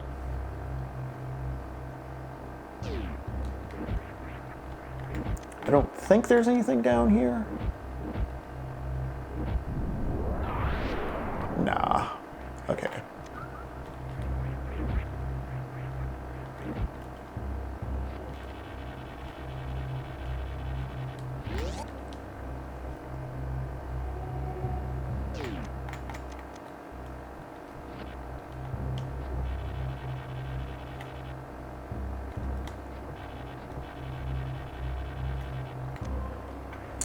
Oh, you know I can't resist.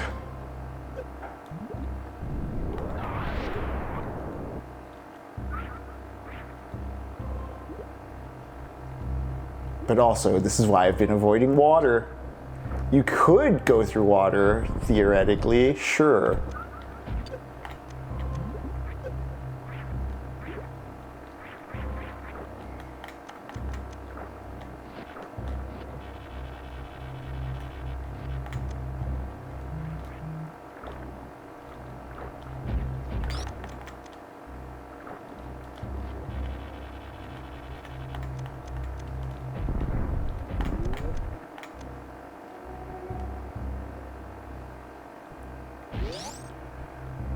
Yikes. Good yikes, bad yikes.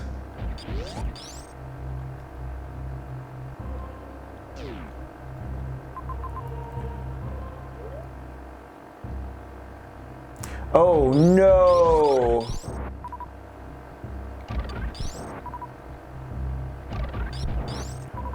What's yikes about it? I'm a mother Metroid feasting at the end of a long day. Tell me of the problematic movie. Oh, all green screen. Oh, okay. I thought it was gonna be like propaganda for bad politics or something.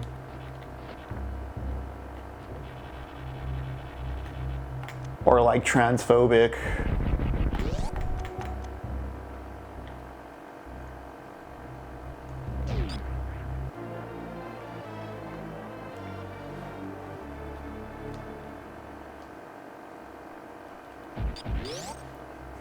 But yeah, see, we're painting in the map. We almost got most of it, save for...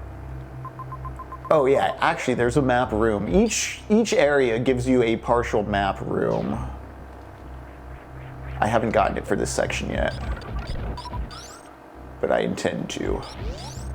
Actually, that's where we're headed next because we got everything we need down here. We can return to the surface and go back to where that missile tank was that we couldn't reach because of the water.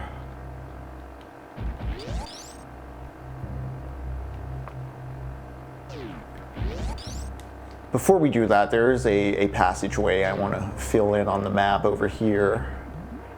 And then there's a passageway I have yet to fill in on the map that I'm going to intentionally leave blank so that I can remember to come back later to collect the missile tanks from. This grapple hook's real fun and way easier than you think it is to use as well. It feels nice. Very tricky to do that. Alright, cool. Here's the shortcut. That's all we wanted to open up. We'll be back this way later.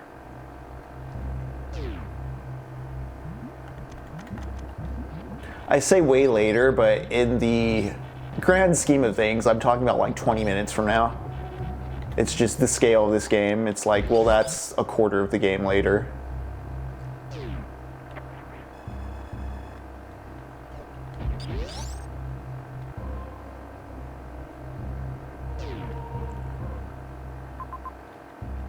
Alright, let's get out of here, fill in the map, and collect a missile tank. All in time for cornflakes.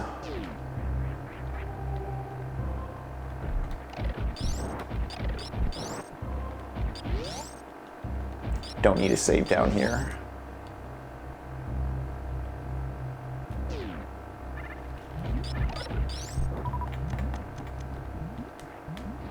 See, if you don't do any athletic tricks, and you're going by the merit of power-ups and back and forth and back and forth and back and forth, it takes you a long time to get to this point because, I mean, you also don't have as much health or ammunition as I do since I did do the circuit.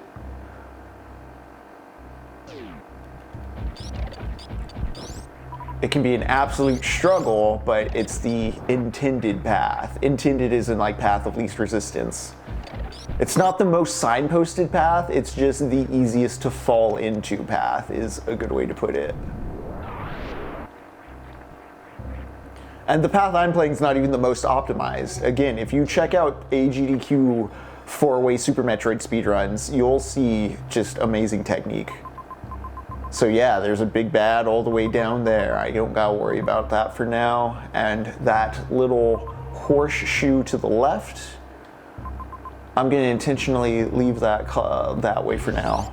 There's a missile tank there, but I need a better power up than what I currently have in on me for acquiring it.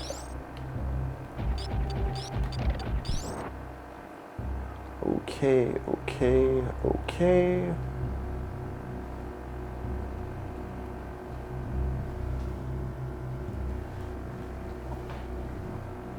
We return to the surface.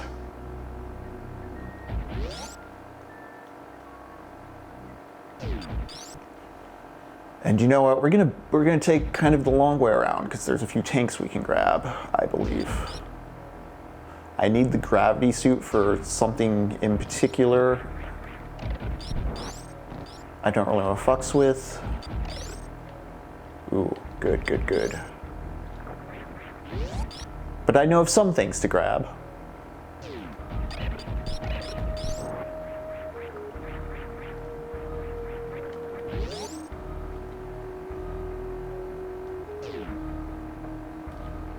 It is finally time for us to get the X-ray vision as well.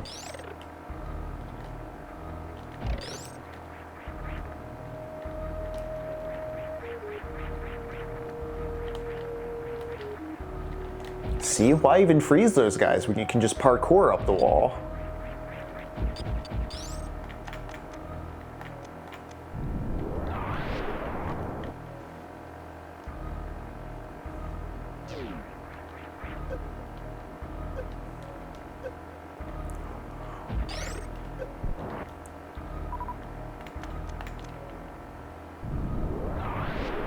I'm going to make the room very dark by doing that, but I have a sense of what I'm doing. Also, they, again, make this friendlier than you imagine at first. Like, see, you get hit and you don't get knocked off of recoil, which a more annoying game would do.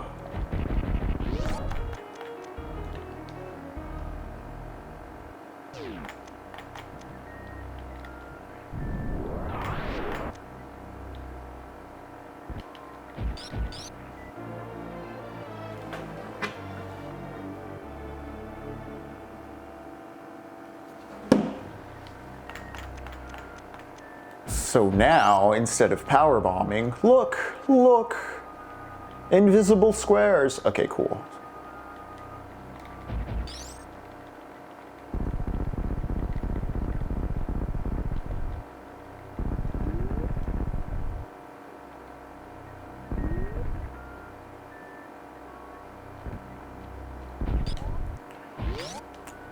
All right. Now let's get these squares here.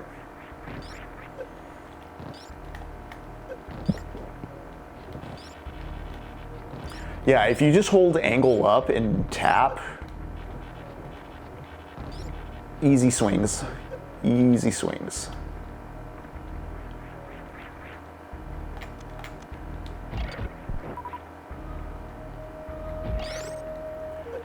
Like, there's a sophisticated amount of movement you can do, but at the same time,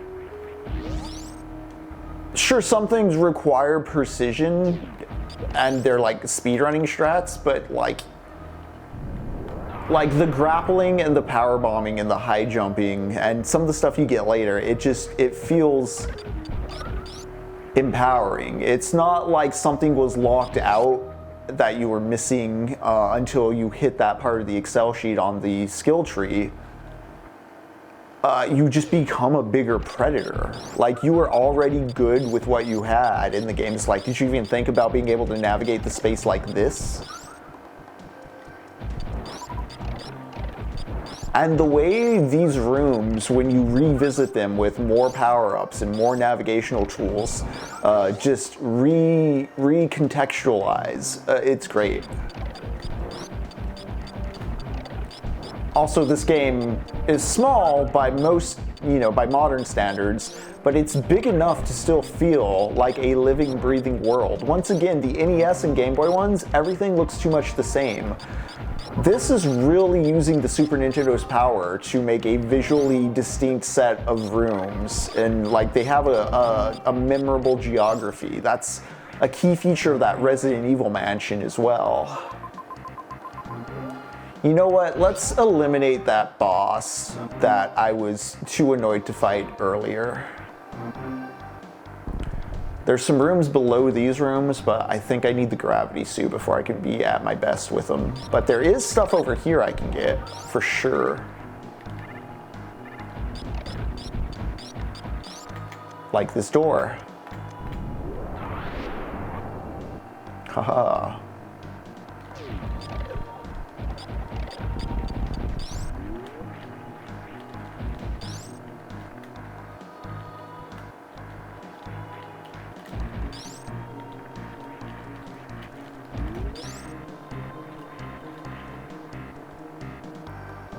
Yeah, see, you didn't even need the grapple hook for that.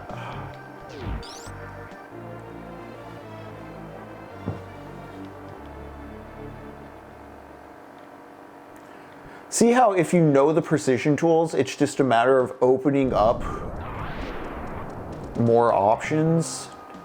I'm power bombing, but I have this boy.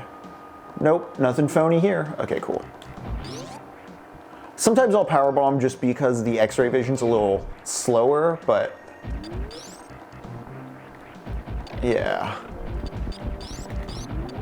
I'm getting to, I have 20 power bombs now, 21 it looked like, so I'm getting to the point where I don't need to worry about spending power bombs in the same way. Oh yeah, I'm gonna go beat up that guy.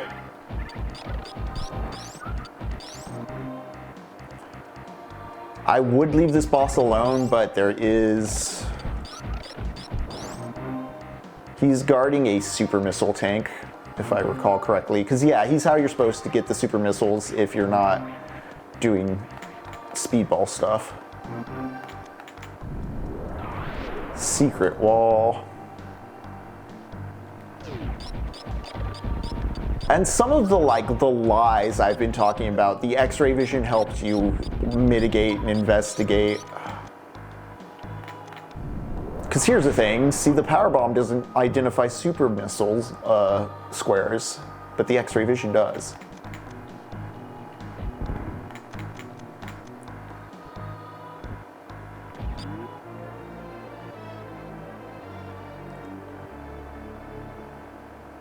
Oh man, where'd you get stuck? The missile tank room?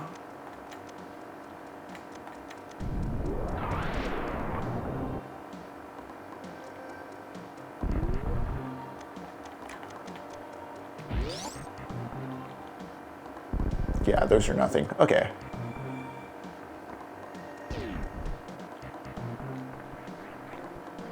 This is one of the spots that it's easy to get stuck on the first time you play the game, because you may not immediately find the boss in the top corner. This room is a bit of a mystery. It's certainly a big room compared to a lot of the other rooms up to this point.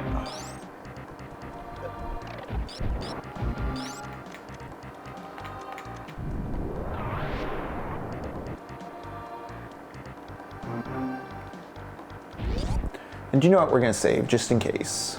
I'm more than equipped for this guy. You're supposed to fight him. He's supposed to be like the first boss you encounter.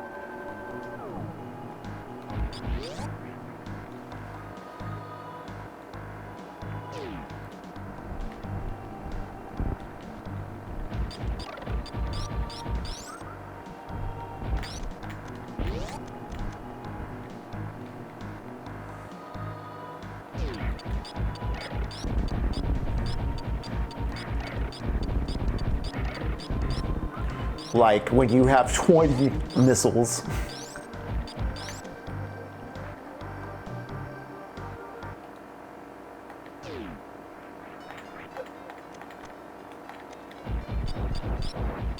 And like the basic beam.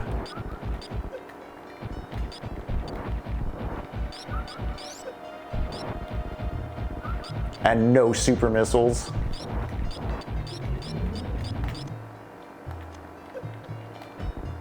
Whoops.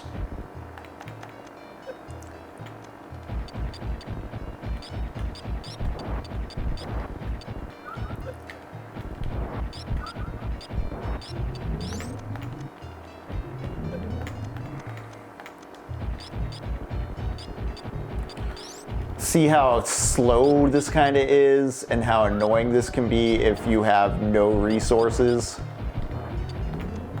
I mean, if you can take hits, it's... yeah. You're supposed to lay low as a ball.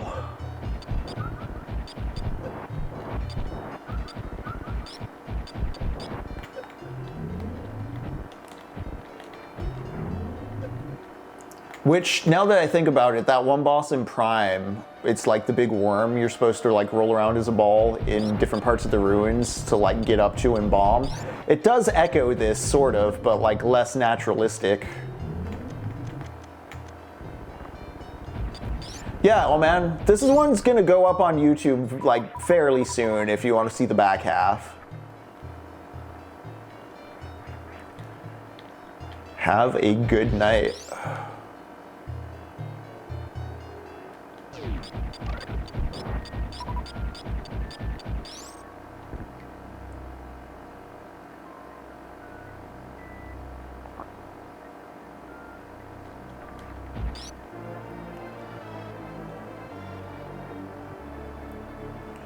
Got the super missiles.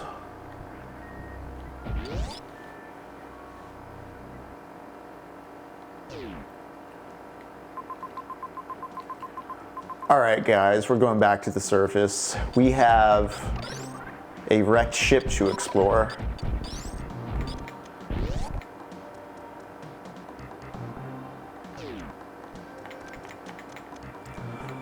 Also, so when you come this way the first time and you use the super missile to open that door, those creatures dropping are to signify, you know, you can use the super missile to shake things up.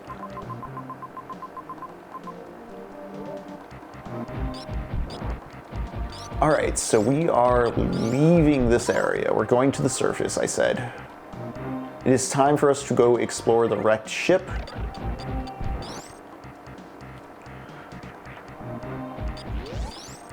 We have not gotten every corner of this part of the map, but... Oh. Oh. Oh. A creature. A friendly one. So yeah, it's here to show you that you can do that if you haven't figured it out yet. The way I accidentally triggered falling down here, they even give you an energy station. And look, it even has a little egg. Cute. Again, not everything you encounter is something you have to kill. Thank you, Boyd.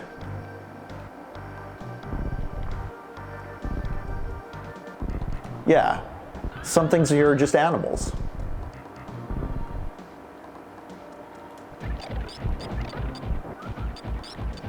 Which is part of what makes me sad whenever I have to fight Crocomire. Again, unlike the plant we slaughtered, he's a tragic inevitability. You know what? There's a whole lower area down there, but I think I need the gravity suit for it. I'm gonna wait a little longer. But we are gonna go this way. I think this is just a refill station. Yeah. Completing the map. What can I say?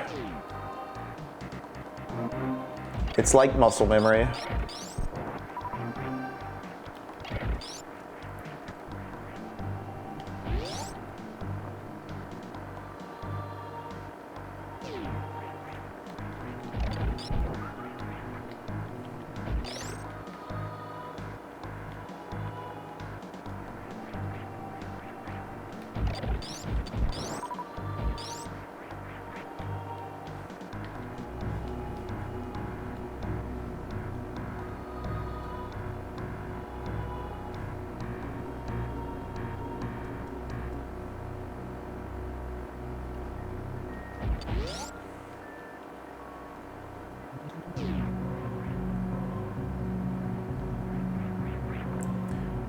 Been a moment since we came through these places. So I haven't gone into here yet because for plot drama reasons, I want to wait. But in time, in time.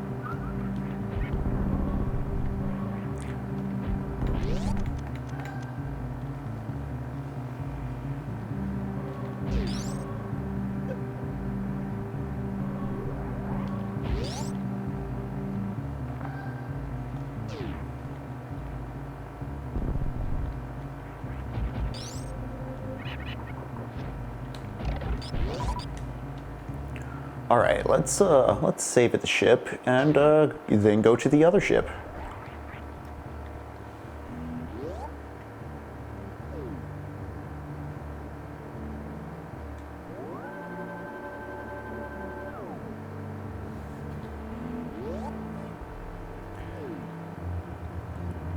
To bring up something Parallel to Sower had me thinking about as it shifted into its full CRPG, the suburbs are dead, we must learn the new rules mode, is how much we're seeing organized neighborhood coalitions resisting federal overreach.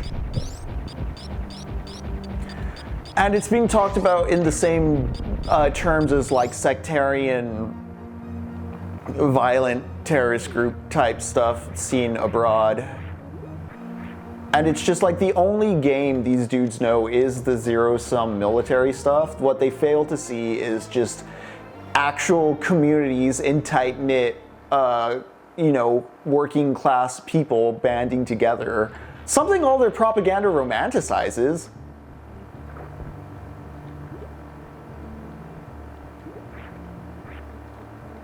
It's a failure to adapt. It's trying to play Metroid like Mega Man, you know? It's being one of the people in Parable of the Sower who thinks having a house is still a tenable situation.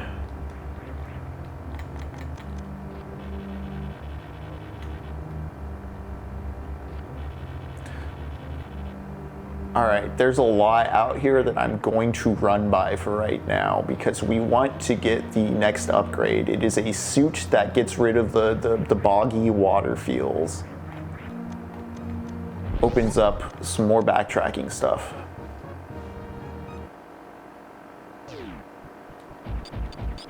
Also, we have a big spooky boss ahead of us. I'm a little worried about him, honestly. Is the save room active? I don't remember. I just saved at the ship. What do I care?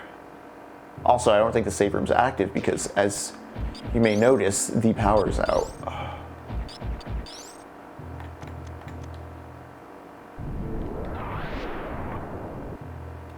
Oh, excellent.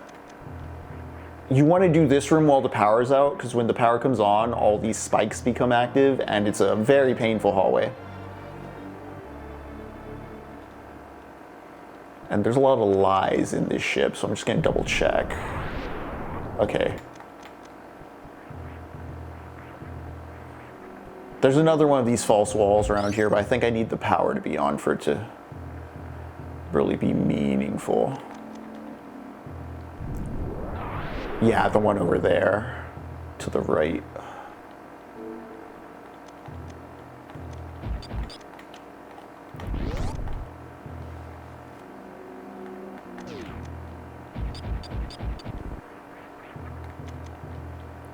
All right, gang.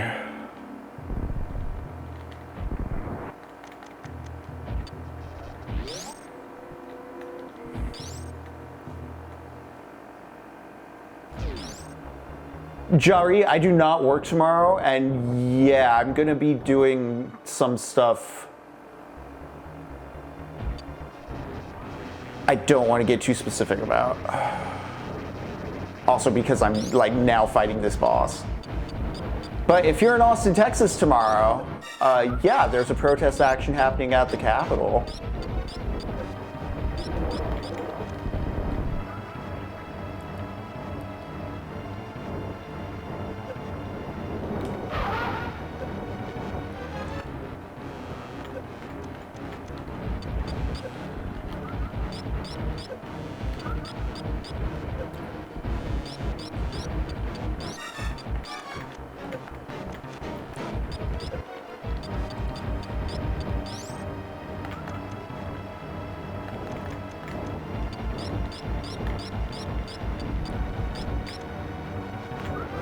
Fishman, fishman. Okay, show me your eye. Damn.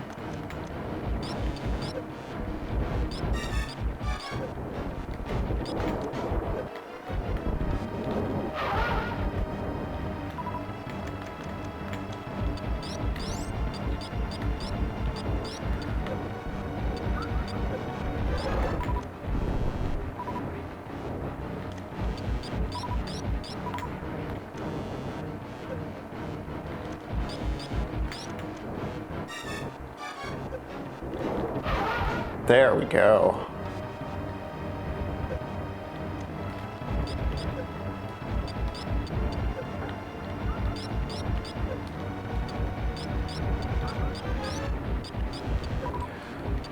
There is something to be made too of the power of the planet assisting you as you actually pay attention and lick corners and get nourishment and grow stronger from the environment. Like, I am just eating these fireballs without too much worry because of my health situation, and the reason my health situation is so good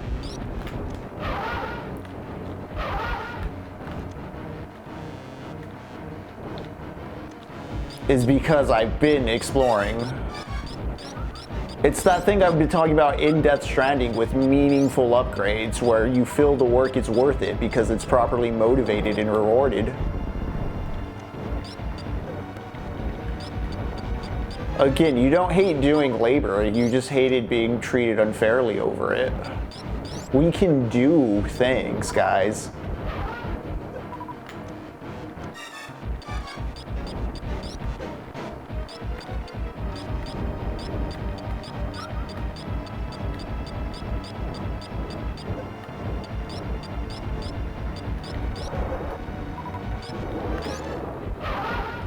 There we go. Hey, perfect health.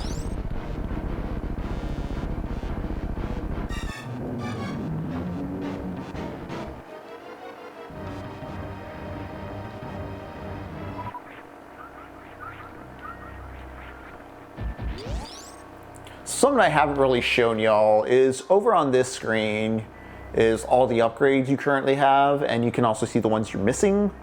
I have a reserve tank. As you can see, I have 2 of 4, and that will means I have 200 health points on backup should all my energy deplete.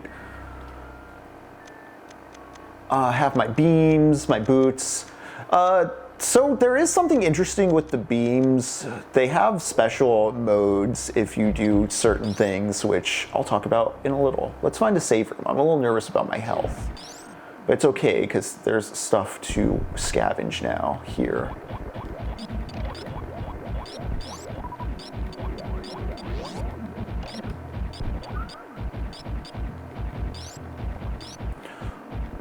So, I don't think it's this in the actual canon of the thing, but my assumption always was that this wrecked ship was the tutorial level. You're just like on like the underside of the same ship from the tutorial level. Or the maintenance side. I don't think that's quite true though. It's completely different architecture.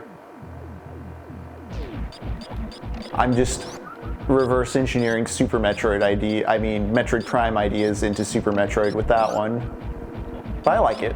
You know, headcanon. Again, I don't hold the Metroid lore or franchise sacred. I just think this is a perfect game.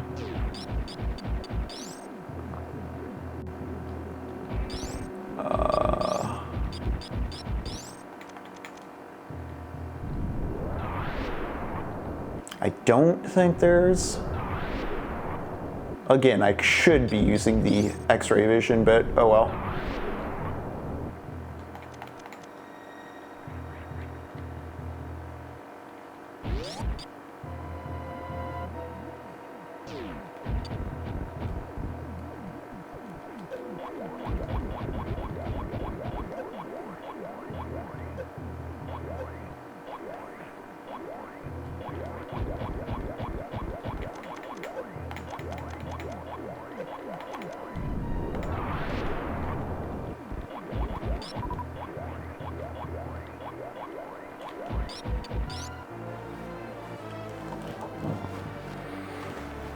Yeah.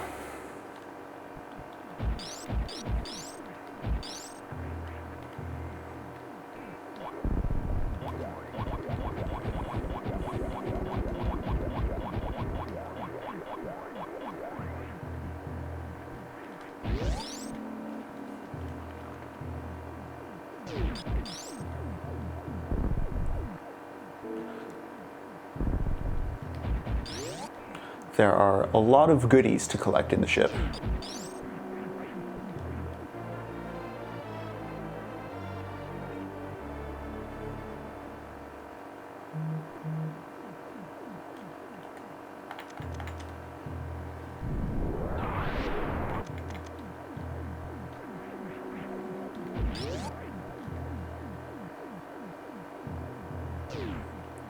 That little pulsating piece of sound design's doing a lot of work to sell this place.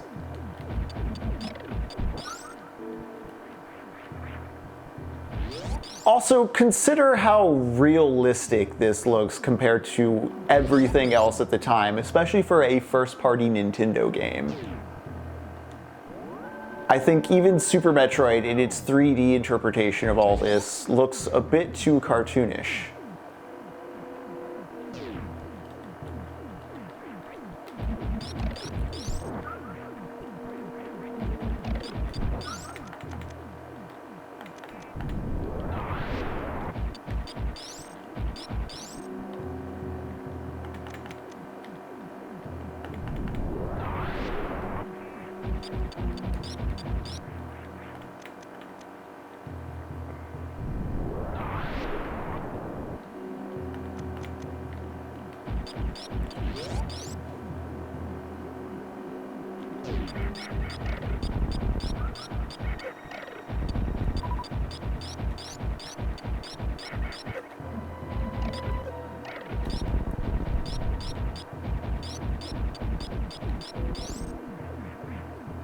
The Metroid.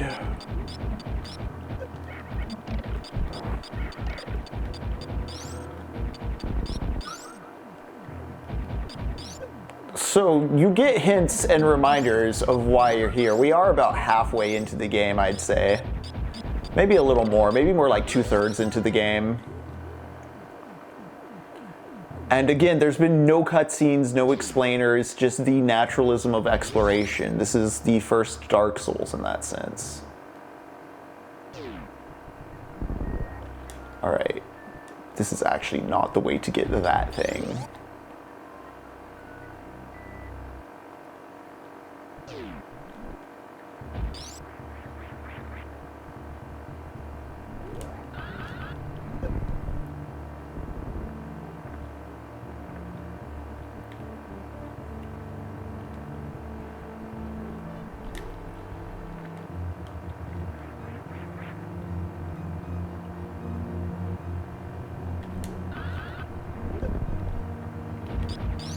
All right, a little lower, got it.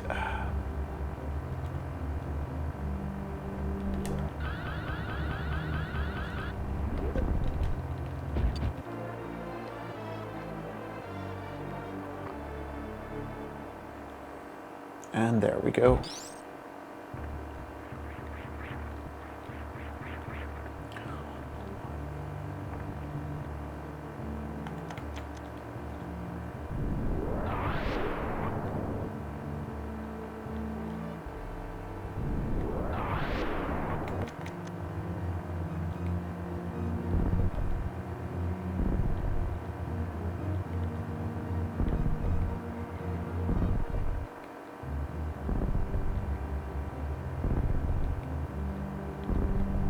Oh, right. I'm a fool.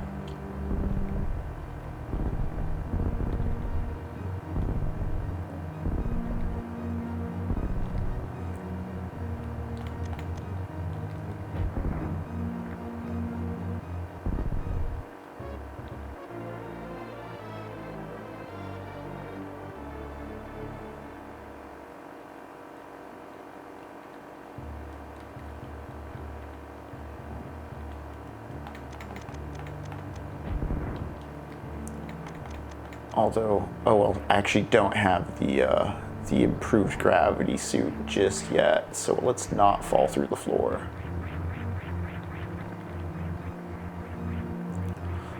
And we're gonna color in the lines again. There we go.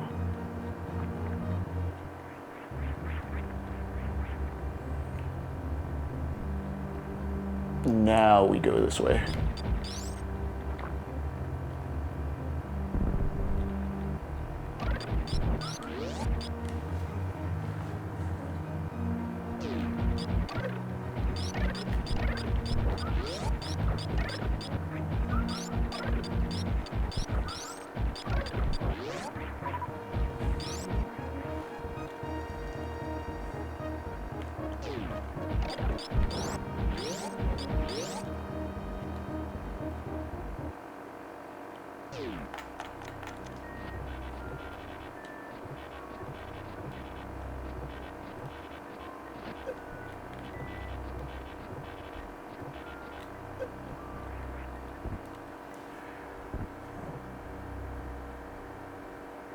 The Chozo, it senses me.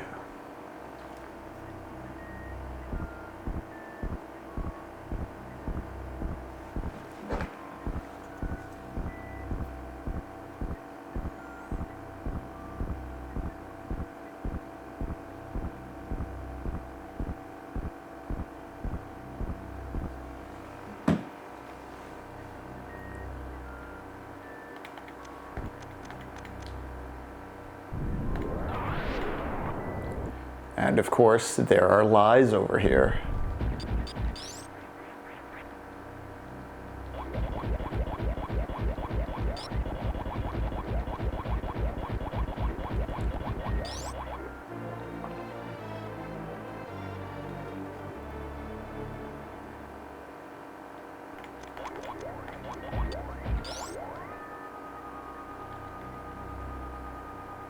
There we go, that's what I thought.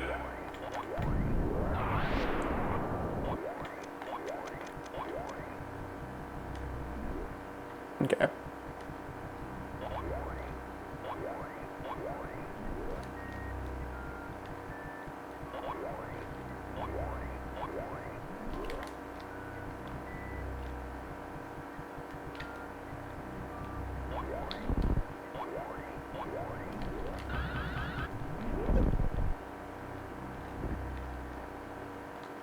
Ah, right.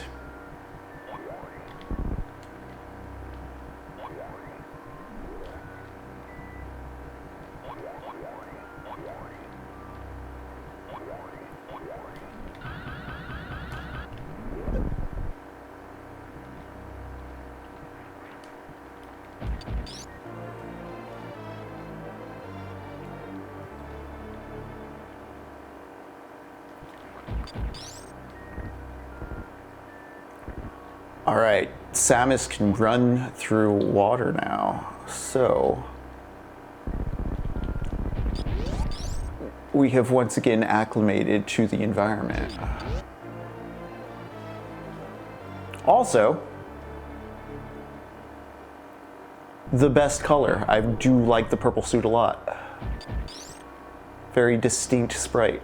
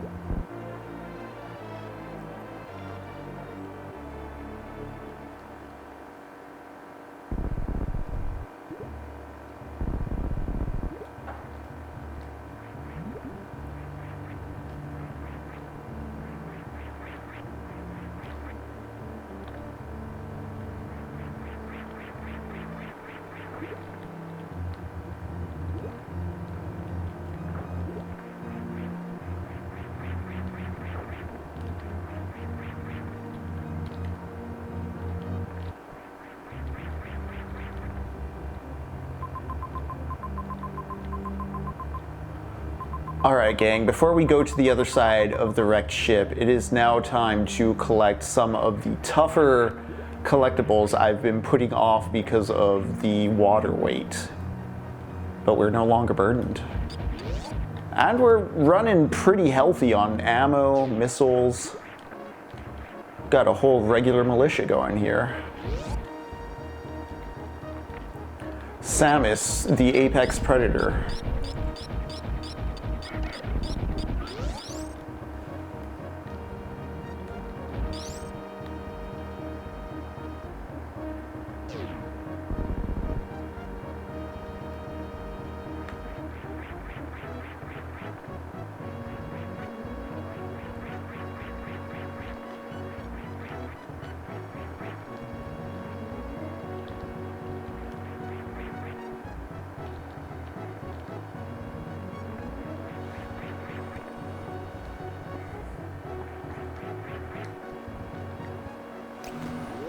All right.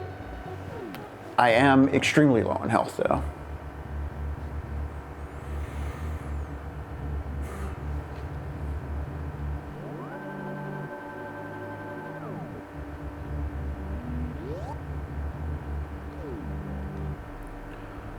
All right, let's get those two very painful to get missile tanks.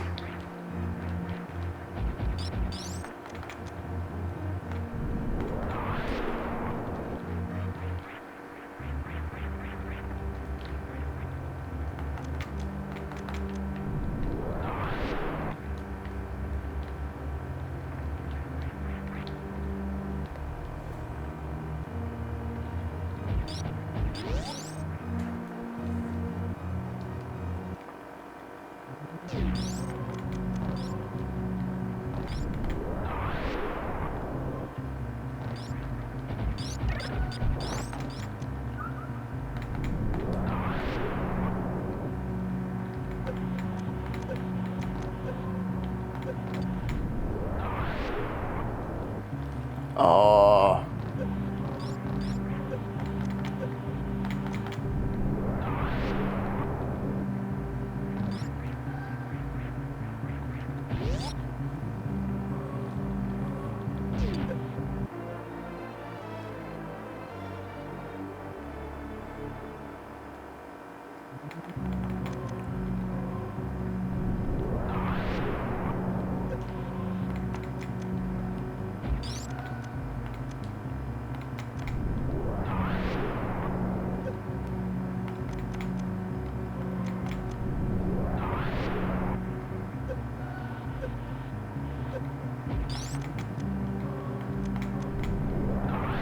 Now, I know you may be wondering why I said missile tank when I clearly grabbed a health tank. And while this lava's annoying,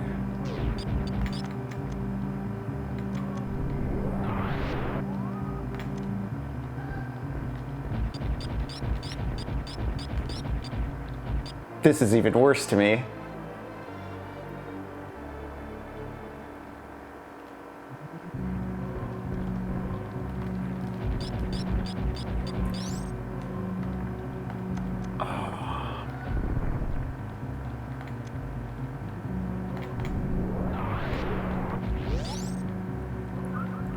But you know what? We're gonna do it one more time.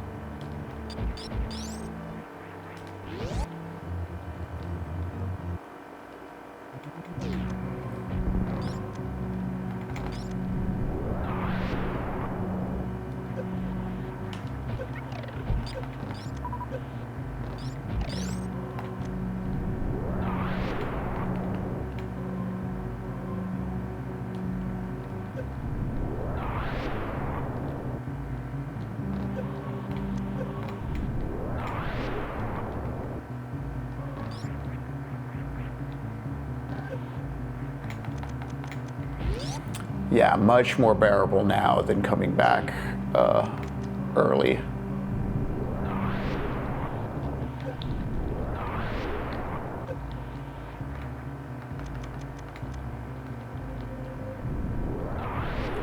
Super Metroid reflects my mentality on getting swole and going to the gym. It's preventative healthcare so that you can endure the horrors of American health culture because there's no health insurance. I mean, there's no medical care. There is health insurance. It doesn't do shit for you.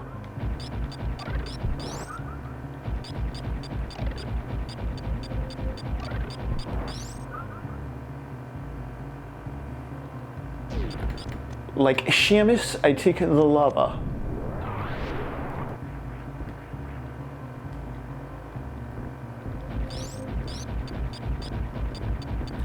All right. The most repetitive part done.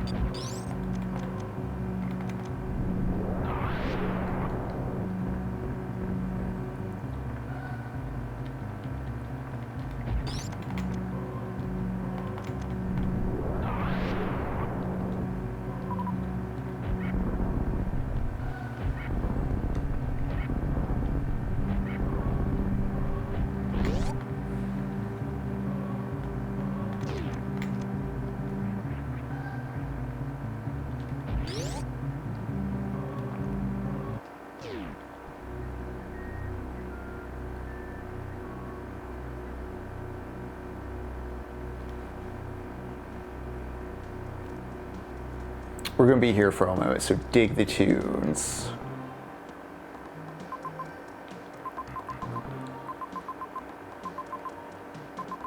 Really, I already went and got the animals, so that's all fine and good and dandy.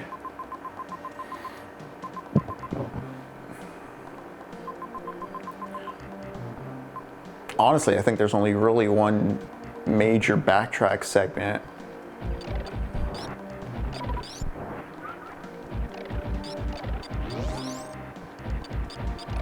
And it's right down this way.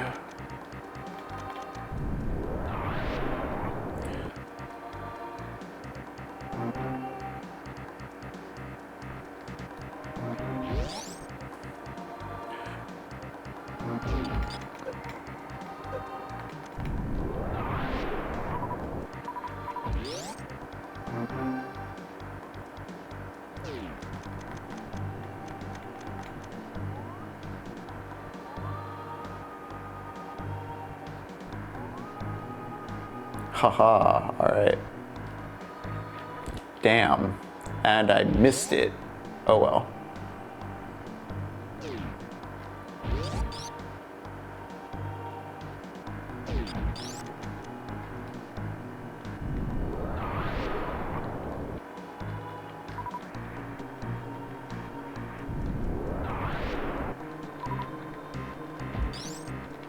Bug bombs.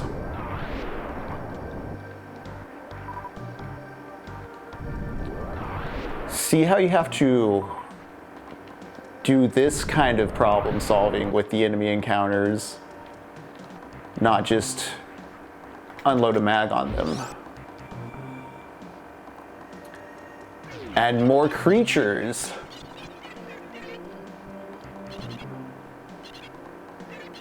If you fall down here earlier, they show you how to space jump out of things.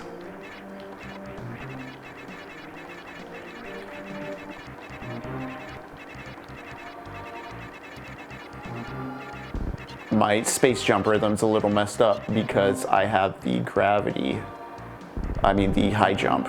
I didn't fall down here later, or earlier. So I don't trace their pattern exact. But again, a nice world building piece. There's just animals there, and it shows you a trick you may not know you could do. One that you don't need to pick up any power-ups for. What's up, AR Berlin? I'm knee-deep in Super Metroid. Welcome, welcome to the late shift. Honestly, depending on how this goes, I might just play the game straight. I'm about to go down to Meridia. I just cleared the wrecked ship, so feeling pretty good on time and pace. How's your night going? All right, there's still some stuff to clear over here.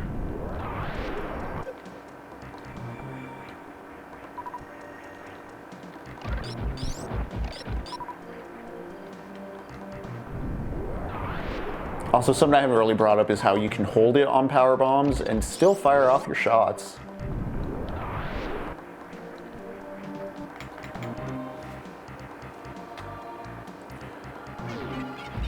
Oh no, I'll get game snobby about it because I think Metroid 2 is not good.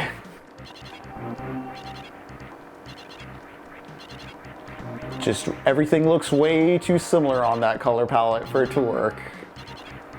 I do think Metroid 1 and 2 are good experiments that laid the work for what made this one so good.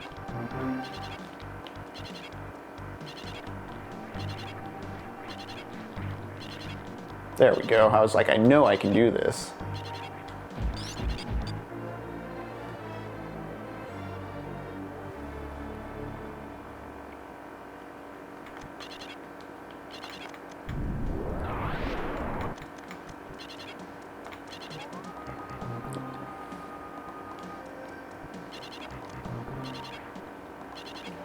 It's interesting because, like, while I don't like Metroid 1 and 2 that much, I have played and beaten them, I do like Castlevania 2.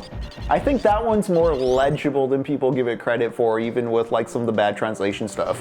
Once you learn and realize, like, what the items are for... Yeah, okay, I know where the last bit is, too. I have to go to the big chamber room. So let's get out of here. Okay, so there's a few spots I can still lick here. I think once I get this last corridor, though, that's 100% of Brinistar. And maybe 100% of Criteria? The first two areas, I think I've licked clean by this point. Or after this point.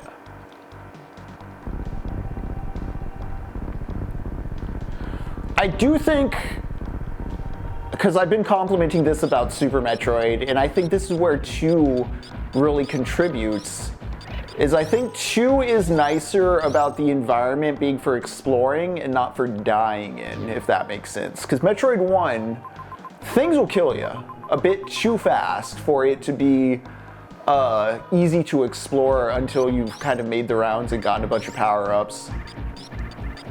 Metroid 2 paces it out a bit better in the challenge way, and also gives you like the spider ball pretty early. So even though it looks, a lot of the places look the same, like it's easier to lick all the corners pretty early on in that game. All right.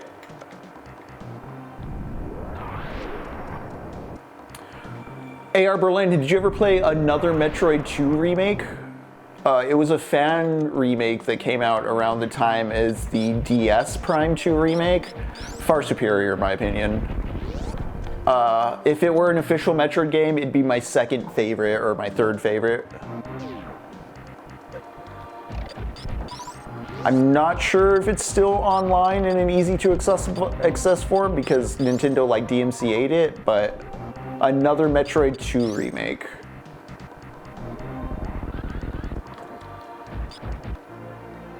And there we go.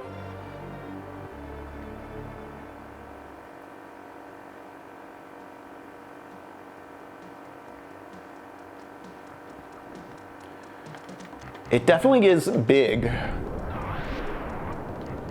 I do think Metroid 1's map is bigger than Castlevania 2's as well. Like, they are ambitious in that sense always. I think Super Metroid also, by grace of giving you a map, is a big help. Because the map doesn't like point you where to go explicitly, but it does help you with the navigation.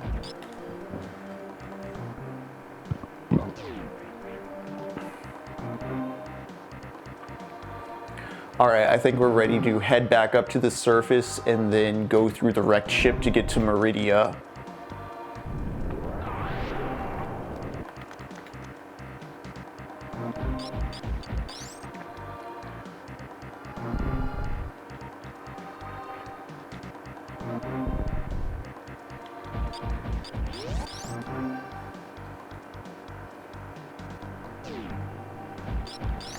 Oh yeah, I do like the droney atmosphere it opts for. I do like the Queen Metroid like design-wise, and I do like the Metroid evolutions.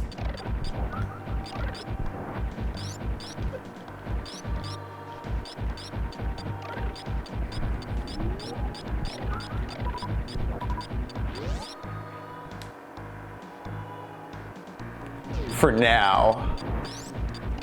What was Metroid 2 your first Metroid?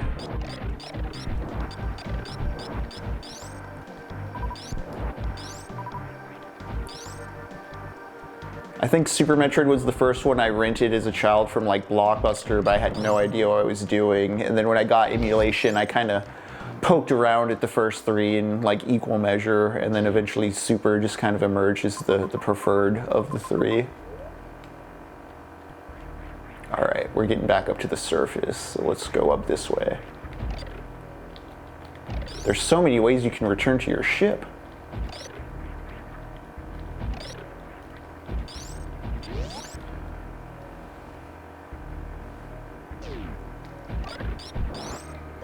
Are you talking about 2 or Fusion? Because yeah, 2 does guide you with the Metroid evolutions being like the kind of bosses of each area. Yeah.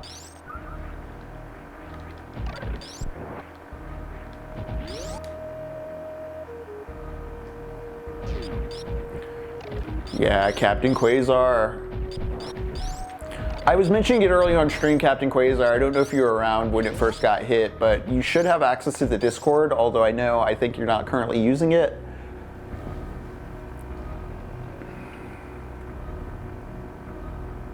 The way of the archaeologist, yeah. You're on a dig.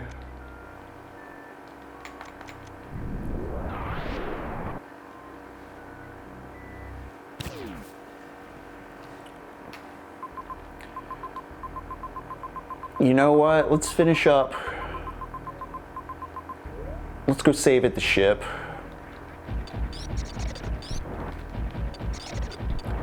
And then you know what, gang? It is getting that time. I am not gonna 100% it tonight. But that's okay, because I'll be back Monday. I believe Jacob's still gonna be occupied then. Unless there's things that happen over this weekend that radically shift our schedule. We'll be back. I'll be back Monday.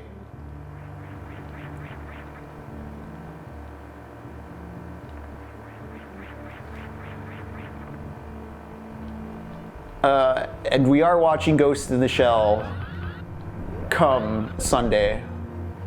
If anything changes, it'll be in the Discord notifications. I do chatter all the time on Blue Sky more than anything else. Follow us there. Follow us on Patreon. Follow us on Ko-fi. Follow us on YouTube. But as of right now, that has been TECHNOPOVERTY for tonight. I am Henry. We're talking Octavia Butler's Parable of the Sower. It's going to be a little out of sequence with our Death Stranding play, but oh well. Y'all take care. Have a good night. Forehead kisses, y'all.